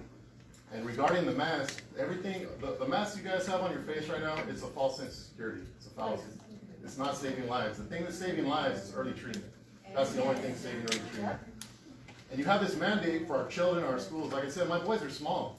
It's doing more harm than good. Look, as a family, we had COVID and we beat it. And before I start, look, everybody in this room has known somebody and lost somebody with COVID. Everybody in this room can say that. And there's a lot of people probably in this room that have beat it as well. We've been doing this for 2 years. But that being said, children are the demographic with the least odds of getting it. Like I said, the masks are doing more harm than good. Like my boys, they're ages 6 and 8. They're still learning social interaction. They're learning how to speak. With the mask on, they cannot see you speak. They cannot learn the body language. They cannot socialize properly. For 2 years, they've been isolated. And for a 6 and 8-year-old, that's a long time to be in isolation. So the mask, they're not doing anything. You can go to a restaurant now, sit down, everybody has their mask on. Regarding the vaccine mandates, something else, as a father I've endured, I have a son, right now we're battling epilepsy. My youngest son is epileptic. Okay, and as a father, as a family unit, we've had to make some tough decisions. What medication should we try? Each medication, it can fix one thing and it has side effects. Some side effects, they made him gain weight, they've made him hyper. It's been rough. We've had to make those decisions as a family member. But I am not going to subject my son to an experimental vaccine to give him further medical complications, and I don't co-parent with Gavin Newsom. That's something a decision we're going to make as a family. And that being said, you know what? I hear everybody up here, we didn't make the mandate. You know, we're county, we're not state. To me, that's passing the buck. You guys have a voice, that's why we elected you, and you guys can choose what you can enforce. I'm sorry, you can choose. So that being said, I'm done. Next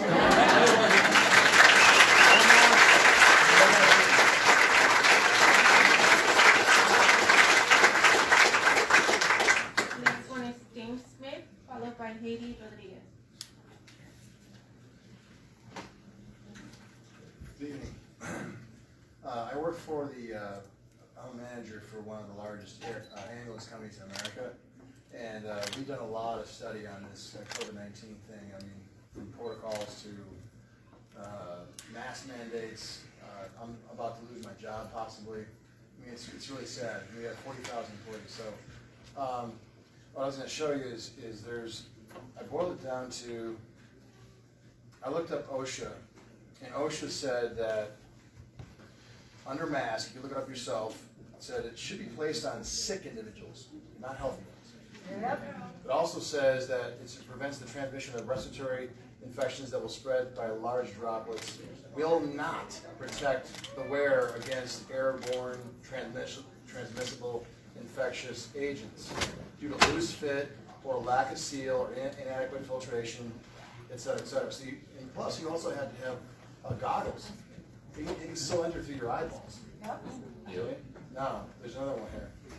Dr. Fauci himself in 2008 said he co-authored a paper about the Spanish flu epidemic, and they did a big study on that, right? Here's what we found. He said they discovered that most of the victims of the Spanish flu didn't die from the Spanish flu. What they died from was bacterial pneumonia. And the bacterial pneumonia was caused by masks, wearing masks. So this is why this is for kids. I mean, I'm sure your kids probably wear the same mask every day. They don't wash them. They just put them on. It's in the backpack. They just wear the same mask over and over again. Here's one. This is good. This is from the Surgeon General. He says and this is from Twitter. Seriously, people, stop buying masks. They are not effective in preventing the general public from catching coronavirus. It's right there. So, I mean, there's so much proof, so much, but in the end, it's all about our constitutional rights. We just want to make sure that, you know, we protect our own. Yeah, it's a hard job, but Gavin Newsom is not, we don't need his money. We have enough money. We're a small community. We don't need their money. We can do what South Dakota's doing, Florida's doing. We're going to be booming. People from all over San Diego, people from all over the country will come here for business. And we don't need their money. So that's all I have to say.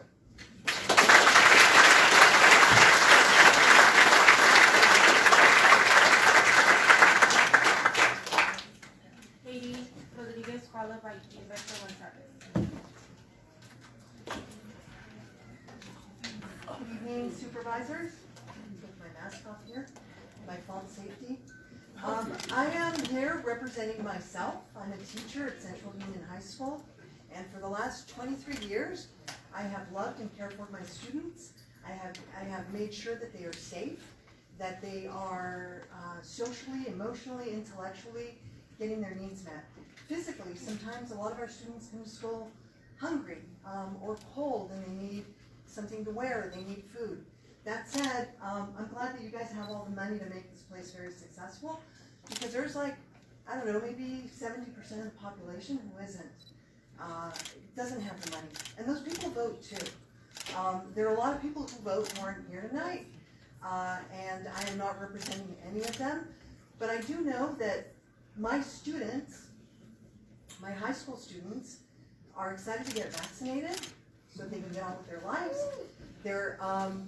They in the heat, in the 116-degree heat, they were wearing their masks, and not so much to keep themselves safe, to take care of their classmates.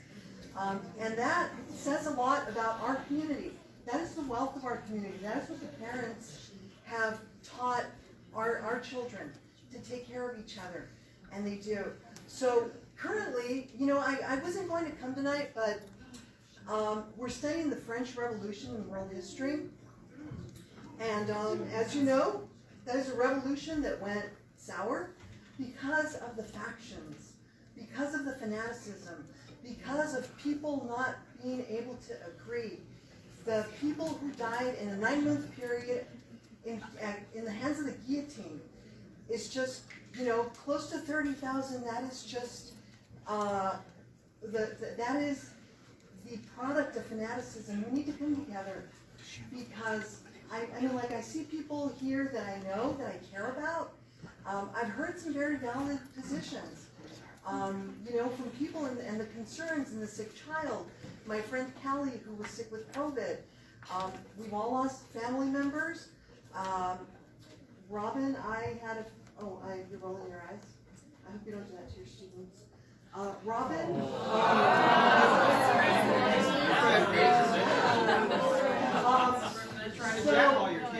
So if Robin, I know somebody who had COVID, got it again, and died. You were asking about that.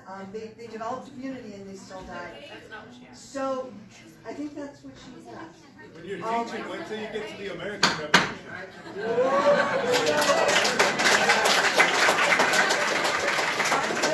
France and Spain were the ones that paid for the American Revolution. We wouldn't have made it had it not been for their money. So that said, I want to thank you for your time, and I want you to make a decision based on all of our community, not people who are the loudest, because there are a lot of us. Thank you.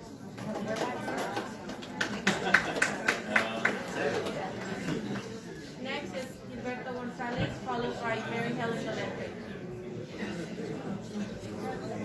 Gilberto Gonzalez. Can I what? Turn it on. Thank you. Gilberto Gonzalez. Imperial. Your voice, you don't need that mic.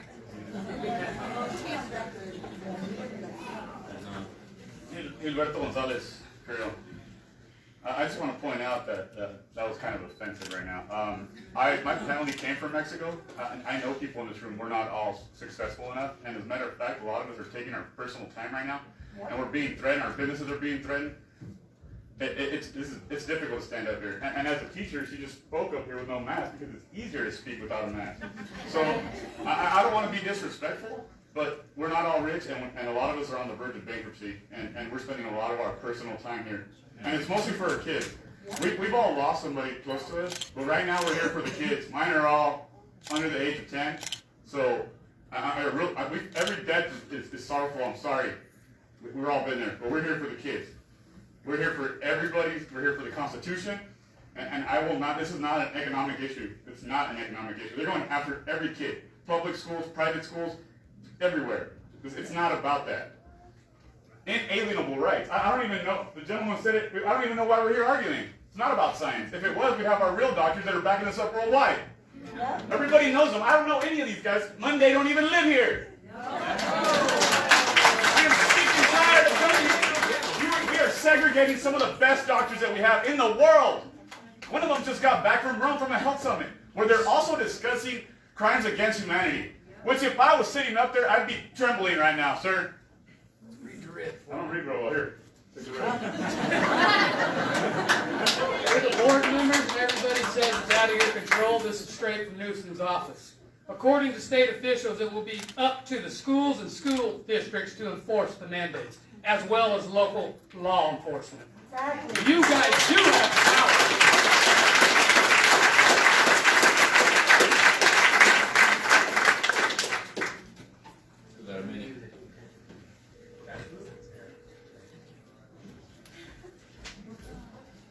I'll tell you one thing, as the chair of this board, I'm sure the board members agree that your message has been delivered. You understand where you come from and what you desire and what you want and the freedom of choice and not to be forced to do anything. And we do have the same till 7 o'clock, and so we want people who feel that they have to continue to drive that point home to the board to feel free to come up here and talk. But you have made your point, and we have made this open and available to hear your point. And we wanted to hear your point. We got your point. And I'm just going to say this one thing. We have a couple of people on Zoom who couldn't make it here. If there's no objection, I'd allow a couple of those to speak if they still want to. But like I said, I mean, you have been very articulate, very purposefully putting your point toward this board, and we sincerely hear it, and we sincerely understand it, and we know the foundation from which you come. I have a question. Go ahead. Go ahead. You still got a minute point 2 seconds. Was that another doctor that was going to speak? Push that thing, but just hold it. Was that another doctor that's going to speak right now? No, I don't think so. They just did a study here locally, and these masks are actually coming back really dirty. I think black fungus, bacteria. They're getting rhinoviruses. Help me out. Strep, black mold. So I don't go to the doctor here. I try to stay healthy on my own. So I would love to see these doctors here in person, and if we could have the doctors that we do trust, a lot of us here trust them. If we could have them here, no segregation whatsoever, because they do feel threatened, by the way. And I would love to have those doctors, and whoever wants to come in person, we don't want to talk. That's why we're here, in person. This takes up half our time. That's why I try to jump on. I'm not trying to be disrespectful. I get you. Thank you. But, yeah.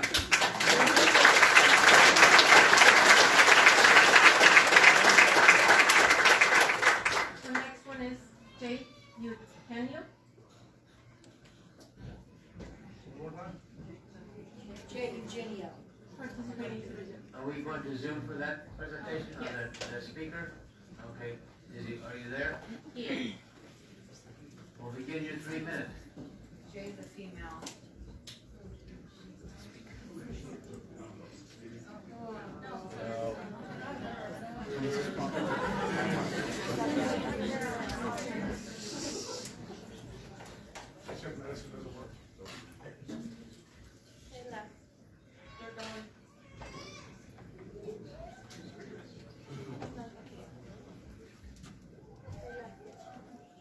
Are they prepared to speak? I believe he left. Next one. Try one more shot, and we'll go back to the audience. Chris Nunn.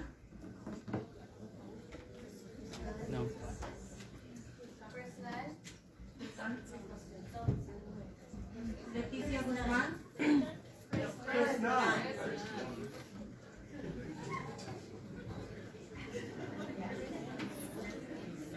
Now we'll bring it back to that. We have still over 15 minutes left for this, and like I said, if there's a need for an additional or follow-up meeting at a larger video, we will do that.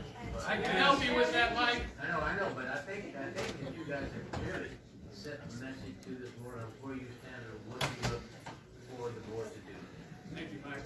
I will have 3 minutes if these people Have are you going to submitted bring a their letter? I 3 mean, we minutes. have to wrap this up, so I we just,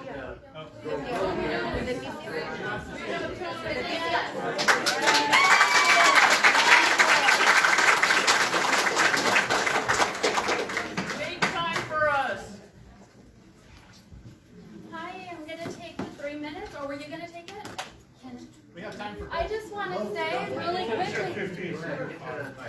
I want my name is Cynthia Kendall. I'm from Hopeville. And what I would like to say to address the lady over here talking about the fanaticism, I think that Dr. Munday and Ms. Angulo from the Public Health Department are making people fanatical to make them feel that they need to be wearing this mask or they need to get vaccinated at the expense of all of us, that if we wear masks, we're going to save you, or that my vaccine is going to enhance your vaccine. Dr. Munday and Mrs. Angulo, I think you guys have been inundating us with the death count and the COVID count and all of these things, instead of saying recovery rates. You know, instead of saying, how do you take care of yourself? What is health? You know, diet is important. Washing your hands is important. Those kinds of things, protecting yourself, I think that is what's creating the fanaticism, is they're making people reliant on others for their own health. The other thing I wanted to mention is on these vaccines, the masks, you guys keep seeing studies and studies and studies. You hear our voices, we're telling you to please fight for us. You know, on these, we're upset, we're not anti-vaxxers. Measles, mumps, rubella, yes, we get it. This vaccine, it got the EUA, went to FDA. You know how many kids, 16 to 17-year-old, were in this study? 138. 138 kids, not 138,000, 138 kids. And that is what's making millions of kids get vaccinated with something 4 people voted against. The FDA only had 4 people that voted against, went on record to say not enough data. It's dangerous for these kids. Long-term studies have not been done. We're not going to say yes to these kids getting vaccinated. 1 abstained, they don't want to go on record. 17 voted yes, even though they know 138 kids is not representative of all of us. So I urge you, you guys, be that 4.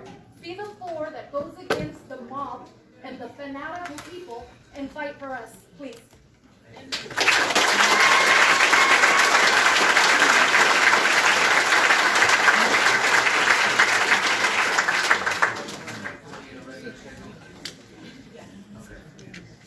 Next one is Alia Heath, followed by Christiana Lopez. Good evening. My manners tell me that I should tell you thank you for having this meeting, but my common sense tells me that besides the people that are here, you guys are all getting paid to be here, just as these so-called experts are getting paid as well. Therefore, whatever numbers they give to us have no basis and have no meaning, because I don't know what their motives really are, but I know the motives of everyone else here. I know their motives are to be the voice for their children, and myself, I am the voice of my students. To the gentleman that said that he had COVID and that he almost, I don't know where you are at, but I've been in 5 car accidents. The last one was in March. I got hit, off-duty law enforcement ran a red light and he hit me. I have fear of driving, but just because I have fear, I'm not going to force all of you guys not to drive. Does it make sense? The lady that thought I rolled my eyes at her, I don't know where you're at. I wasn't even looking at you. It went right past 5. Okay? I wasn't even paying attention. So, with that said, I am here. I was here last week. I know I was called loud, but because a lot of us And let me tell you, I can be louder. And I will get louder. That is my voice, because if I was here defending myself, I would let you walk all over me. But I'm here for my children and I'm here for my students. Yeah. I work for Central, I work for Southwest, I work for Deseret, and I work for Phoenix Rising. Let me tell you, a teacher, an everyday teacher, is not comparable to the number of students that I see. I've been working for schools, for the education system for 10 years. I've done everything from daycare to now being a substitute teacher. I was hoping to be a teacher, but not just any teacher. The kind of teachers that make the difference in the child, that lets them remember because of that teacher that saw something in me, because that teacher saw that I was amazing. Because of her, I am going to become something. When nobody else believed in me, I had her. And that's the type of teacher that I am to be, nothing less. So help me God.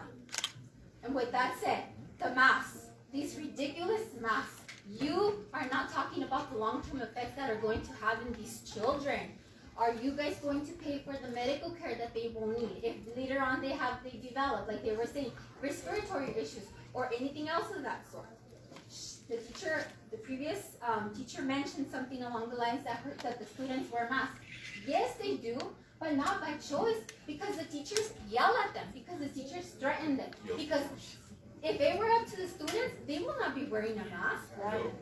Our students, our community, if you have a child in high school and I've ever come upon your student, you have amazing children. You have wonderful children, and you should continue to fight for them because they are the future.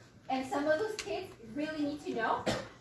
The teacher previous to me failed to mention that we have students in foster care. We have students that are ELL, English language learners. Their parents don't know the language, therefore the parents are not educated. And I'm not saying that they're dumb. I'm saying that they don't have the correct information to make decisions based on both sides. They're taking their kids and they're getting vaccinated. Am I just trying myself? The only thing that I'm going to leave you guys with is I teach my students compassion, empathy, and respect. But I also teach them to stand up for their rights. And I wouldn't be able to tell them that if I wasn't here right now standing up for them. Because I know everybody else is standing up for their kids, but I'm standing up for those kids that I see every single day that are telling me that they get vaccinated because they're forced, not because they want to. The side effects that these kids are having are horrible, and nobody's talking about that. No one. Which one of you is guaranteed that if I give my daughter a shot, and if she dies, who's going to bring her back for me? No one cares. All I'm asking you guys is to do the right thing, morally, ethically, and scientifically. Thank you.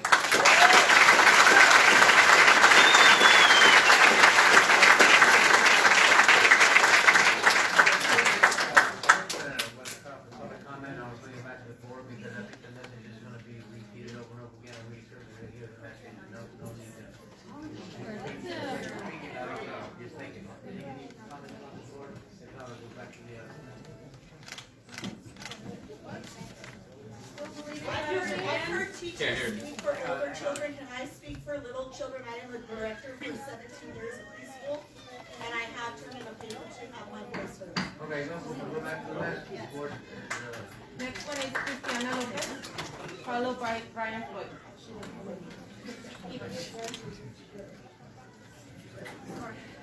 Hello. Thank you for holding this meeting. My name is Christiana Lopez. I'm a mother of 5 and a registered nurse who lives here for 10 years, and I have an interest in keeping the city family friendly. My concerns are as follows, and many of them have been mentioned, so I'll abbreviate. Long-term effects on male and female fertility are unknown. Why should we begin the forced inoculation of our future generations with no actual proof that their progeny will not be affected? 0 studies have been done on children who were rejected and tried to conceive later. There is due process that needs to be taken before shoving a substance into our most precious children. Psalm 127:3 says, "Behold, children are a heritage from the Lord. The fruit of the womb is a reward." Adverse reactions to components of shots. If these shots were only tested on individuals who have no history of allergic reactions of any kind, how are we to know how our children, which have some of the most highly severe anaphylactic reactions to numerous things, are going to react? Also, looking at the biographic data on CDC, on how many of each race were part of the studies, there were less than 13% of each minority Asian, and other. Considering our largely minority community, we demand the right to refuse these shots for our still growing and developing children. Considering the rise of breakthrough cases of Delta variant in vaccinated individuals, can we even recommend this vaccine as being somehow effective? Also, the actual death rate for the age group mentioned is still below 1%, as it's been mentioned, for our community. So who are we trying to appease? Politicians? Educators? Who?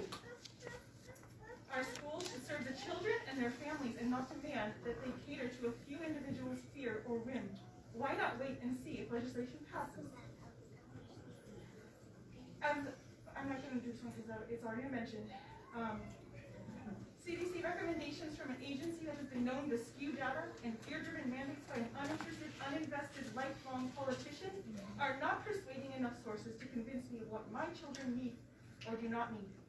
Thank you for taking my concerns into consideration, and I want to end with a quote from Edmund Burke, famous for opposing the lucrative British slave trade in spite of party pressure to support it. He says, all that is required for evil to triumph is for good men or women to do nothing. Thank you.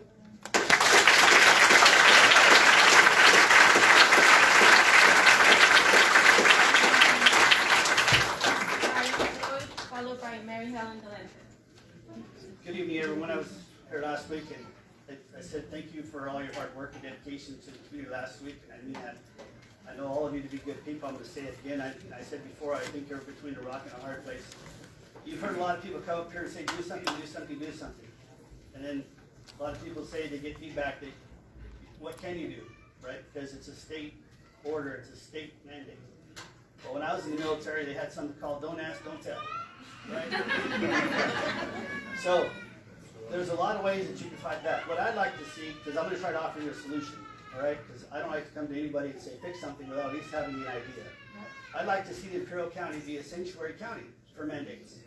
And you tell San Diego County officers, hey, if they fire you in San Diego County as an officer, come down to Imperial County because we'll hire you as an officer. Yep. If they fire you as a nurse or a doctor in San Diego or LA, come down here because we need the help. We're on the border. And you have good standing to do that, okay? Because as we speak, millions of people are coming across our border, and our own federal government is ignoring federal law by letting them in. They're not getting tested. They're not getting making shots. Yep. They can come from Chile. They can come from Argentina. They can come from Mexico. They can come from Haiti. They can come from anywhere else, and they can come in and not have to worry about it. But by God, if you're a fireman, or if you're a policeman, if you're a teacher, if you're a nurse, you're going to get fired, right? So I really hope that you guys can think out of the box and figure out a way to become a sanctuary county. Now, San Francisco does it, right? San Francisco says, hey, if you're illegal, come up here. We're not only going to invite you in and not kick you out because you're breaking federal law, right? But we'll also give you needles that you can leave on the street, all right? And that's illegal too. So all I'm hoping, I know you're all very intelligent people, all right? I have the utmost respect for each and every one of you, behind me and in front of me. I know that if you get together, you think about these things I'm telling you, think about the fact that if you're working at the post office, you won't get fired if you don't get a shot, but a policeman will, right? We need to come together, and I'm just going to ask you right now, all these people you see out here, they're great people. It's a great community. A lot of you know my medical history, right, Mr. Kelly? Familiar with it?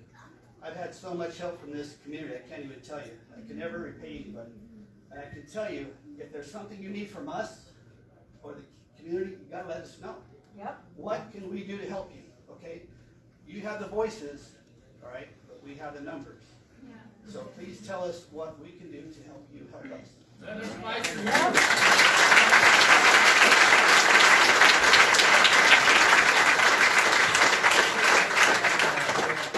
We have time for two more. Next one is Mary Helen Galante, followed by Ryan Reveler.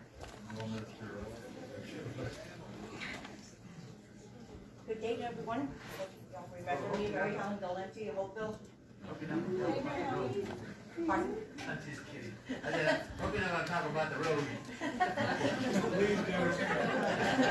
I'm here to thank all of you, parents, teachers, all of you concerned citizens, and thank you for speaking up for my grandchildren, my children.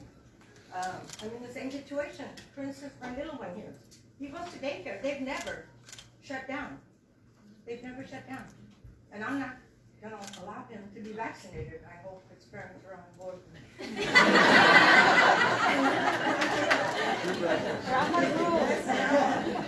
But just to everyone out here, your comments are all fantastic. They're great, and I hope that maybe we can all work together on this and stop this mask mandate on our children. I want to know, Dr. Munday and Ms. Angulo, how many of our pediatric children have had COVID or even the Delta variant here in the Valley? Do we know that? How many have had COVID?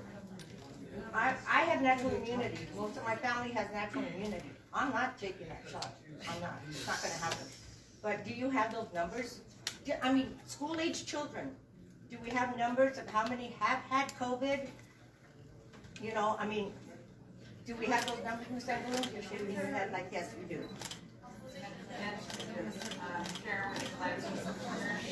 Sure, you have a response. I'm sorry? Yes, between, and it's based on age group 0 to 9, 1,977 cases. Here in the county?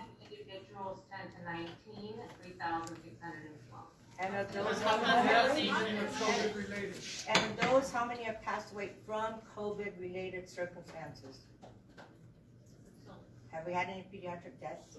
There is a pediatric death that was confirmed in Imperial County, 0 to 9 age group, and there's another one under investigation. So yes, we've had pediatric. And how many were vaccinated? We have 81% of the county has been double vaccinated. They've had 2 shots, correct? Correct. Okay, that's 81%. 30,000 plus of us have natural immunity because we had COVID. Is that all the COVID cases we've had in the county? Just 30,000 plus? Or do we have a larger number? I think we have a larger number. I mean, I think a lot of us have a natural immunity already instilled in us. I mean, do you have that number? I'm just curious. And Ms. Angulo answer how many child-related COVID symptoms we've had from the actual vaccine itself? Well, she's already given a report, and I don't know what she has right available. Yeah. It's 32. They're kind of quiet. Dr. Canal. So. Ms. Lante, you have to wrap it up or your Oh, time is shit. done. Okay. Thank you, everyone.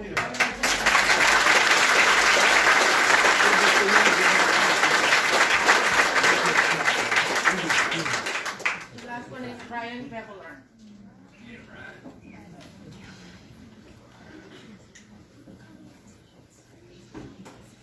Good evening, board members. Dr. Fennell, thank you for coming in. I'm going to read a letter that my daughter wrote to the Board of Supervisors that also went to the Raleigh Union High School Board of Trustees also. Hi, my name is Brian Beveler. I'm a freshman at BUHS. And I'm on the volleyball team, varsity volleyball team, involved in the village, which helps children who do not have clothes, prom dresses and whatnot, just a place to go at Raleigh Union High School. She's a part of the village. She's also a class officer and she goes to school in person. If the vaccine is mandated, I will not be able to do any of those things. Mandating the vaccine wouldn't just affect me, but thousands of other kids. We've been able to attend school and extracurricular activities with no issues for months. It should be up to my parents to make these decisions for me and not the government's. I'm asking you to fight the governor's mandate and stand up for medical freedom. Sincerely, Brianna Beveler. Board of Supervisors, want to thank you guys for having this evening meeting. Obviously, the County of Imperial showed up in force. We're now in the 19th month of this pandemic, and the only thing that's been pushed and mandated by our government officials from the local level, federal level, are vaccines and boosters. We've seen major companies like Southwest Airlines and Delta retract their decisions on forcing their employees into taking the COVID-19 vaccine in order to keep their employment.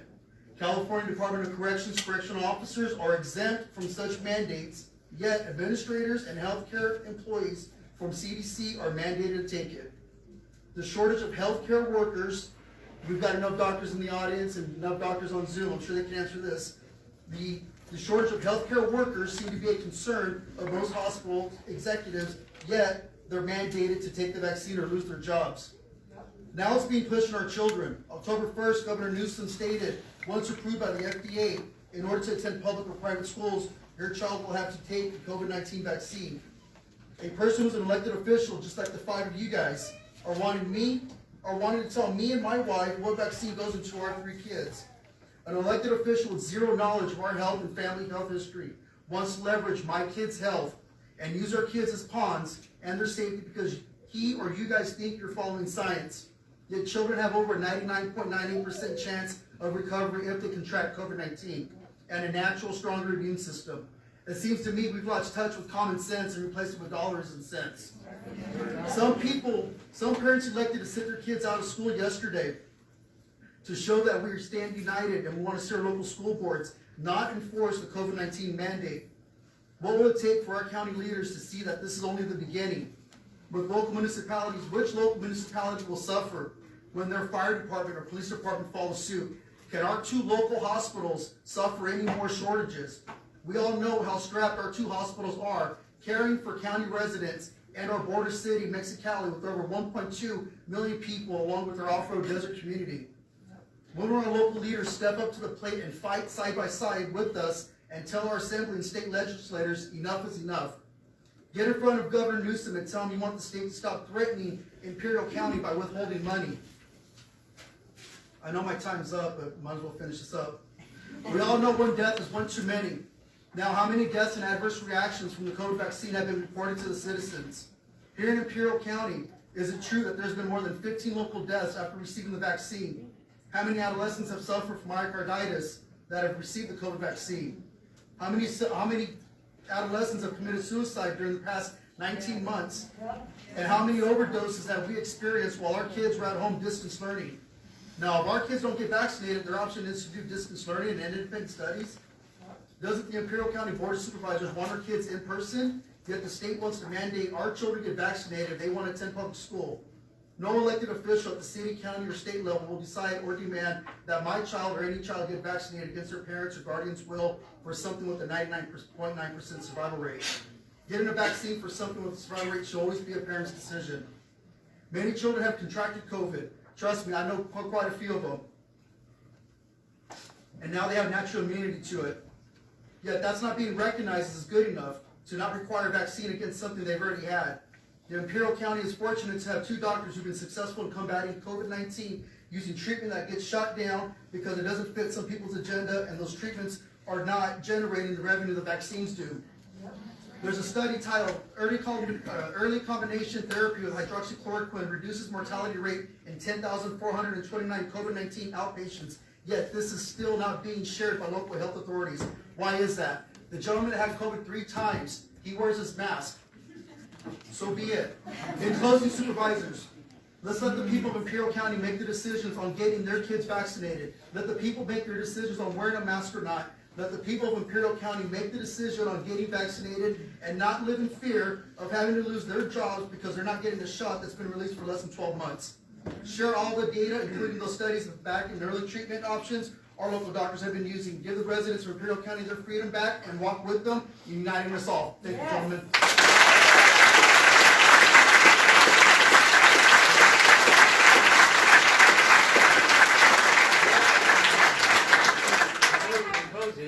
Thank you all for being here. No, Sir, one more. Can I have permission just to bring up one item that has not been addressed tonight? Yep. And it's very brief, I promise. I'm not going to reiterate the same thing that everybody else has. Thank you so much. I'm just going to state my name quickly. My name is Michelle Washam, and this is a choice, you know, whether somebody wants to wear it or not. And I just want to mention one thing about the PCR testing and for the doctors with regards to the inflation of numbers. The test currently being deployed to detect the COVID-19 infection is the polymerase chain reaction test. This test, however, was not developed for and is not a reliable indicator of the presence of infectious disease. The Nobel Prize-winning inventor of the PCR test, Carrie B. Mullis, fortunately he's not here any longer. He died in 2019, non-COVID related. is quoted as stating, PCR tests cannot detect free infectious viruses at all. They can detect genetic sequences of viruses, but not viruses themselves. PCR test technology relies on amplifying results many times over. If they are amplified 60 times, everyone will test positive. So to be clear, a positive PCR test result is not evidence that a person is either unwell with any infections or in any way infectious to others. Really quick. It is important to recognize that inappropriate use of PCR tests to misdiagnose infectious disease is not a new phenomenon. In 2007, the presence of positive PCR tests led staff at Dartmouth Hitchcock Medical Center in the United States to falsely believe they were in the midst of a pertussis epidemic. Nearly 1,000 healthcare workers at the hospital in Lebanon, New Hampshire, were given a preliminary test and furloughed from work until the results were in. 142 people were told they appeared to have the disease, and thousands were given antibiotics and a vaccine for protection. Hospital beds were taken out of commission, including some in intensive care. Nearly a year later, the entire episode was declared a false alarm, since not a single case of whooping cough was concerned with a definitive test, growing the bacterium Bordetella pertussis in the laboratory. Instead, it appeared the healthcare workers were probably afflicted with ordinary respiratory diseases, such the common cold. According to the epidemiologists and infectious disease specialists, the episode occurred because too much faith was placed in a quick and highly sensitive molecular test, the PCR test, that led them astray. Thank you.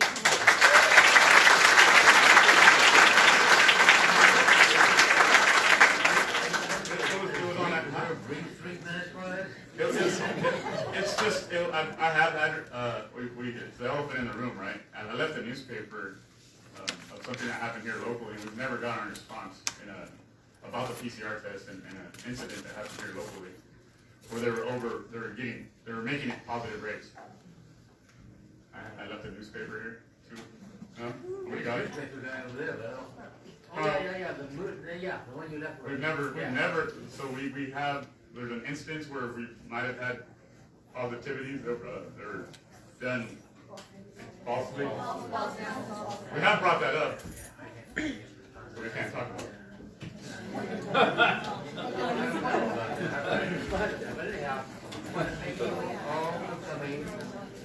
I'm sorry, I want to interrupt real quick. Please let me share 1 minute. Okay. 1 minute. My name is Christy Tenori. I'm a Hobo resident. I have taught at a private preschool for the last 17 years. I am been a director as well. As far as the mask mandate, the children I have seen suffer tremendously.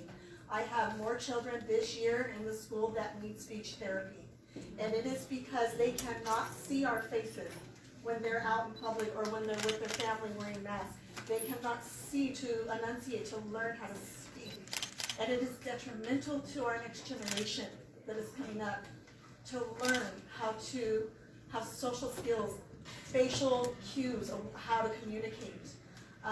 It is heartbreaking to see the effects on a 2, a 3, a 4, a 5-year-old. I know that was not addressed for the other children, which were older, and that's why I'm interrupting. I thank you for having this meeting in the evening so that we that work can attend. And thank you for having prayer at your meeting and the Pledge of Allegiance. Thank you. And thank you, sir. I do know that you're trying your hardest to help us, to give us the phone numbers and the things that we need to do. And also with that, this question is for Dr. Munday. How many death certificates in Imperial County have you signed of people with blood cancers that have died after getting the COVID shot? My mom is one of them. So, she got the shot, and I personally witnessed her decline immediately afterwards. She started shuffling her feet. She lost all of her weight, her gait to walk. I had to help her get in and out of my car. This was not so before the second shot of the Pfizer shot. With that being said, my daughter has liver disease. I do not want her to take the shot because we don't know the long-term effects. So that is all I have. Thank you.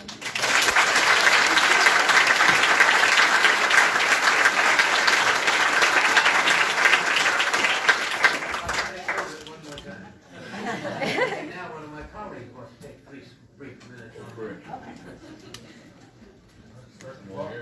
That's it, black. So, good evening, everyone, and as Supervisor Kelly mentioned, Chair Kelly, this is the opportunity for everyone to have their voice heard, and that is the right of any American. It is a free speech opportunity, but I also, as we were talking and coming in early, that it's also mutual respect that there are going to be opposing views of a mask, a vaccine, a treatment protocol. It doesn't mean that the other voice doesn't have some validity. I can tell you that locally, none of the people that you've been talking to, either on this board or those representing the medical society or the health department, there's no master plan being done to do something against the public. These are all people that you would feel comfortable with at a picnic. There are choices being made at other levels that we're all talking about right now that are going to have either an immediate or in the near future impact. And so my point to you is that I have been vaccinated. I've gotten the booster. I've had my family. I feel comfortable about the safety of that vaccine for my wife and my children and my parents. I've done a lot of research over these past 4 weeks about the vaccines and about treatments, the effectiveness, the questions, and so without that said, I am against mandates. And so I am not about making anyone have to do that. And the biggest problem I have is the jeopardy of somebody's personal income or being forced to comply to attend. But as has been shared, and I did not want to defer to another state organization or another representative to say, lay it on their lap. It is a state border, right? And there are things that we can do. And so Brian was right to say that there are, I don't know if Brian's idea is the way to go, but there is a way. There is a voice, there is a concern, and it needs to be heard. You can't march to one tune. There's got to be multiple pieces of, or multiple instruments playing in concert, and we can't all be following one solo sax. So I would suggest that we have another forum and that we invite Senator Hueso and Assemblymember Garcia to hear this community concern with us as well. How about our school board?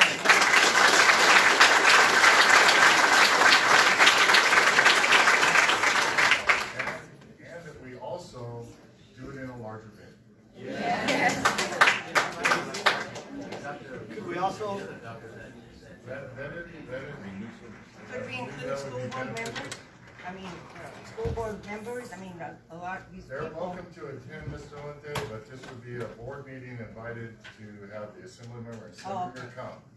But it's open. The So door's encourage- open and they can take a seat. And if they want to talk, they're So parents, you need to get out there and get to your school board meetings. That's Tony, I will have a to lot. find a good venue to have this, and we'll be working on that, and we will notify everybody when we have a follow-up meeting, and I think that's a good idea. And we have every desire to listen to it, so thank you so much for coming tonight.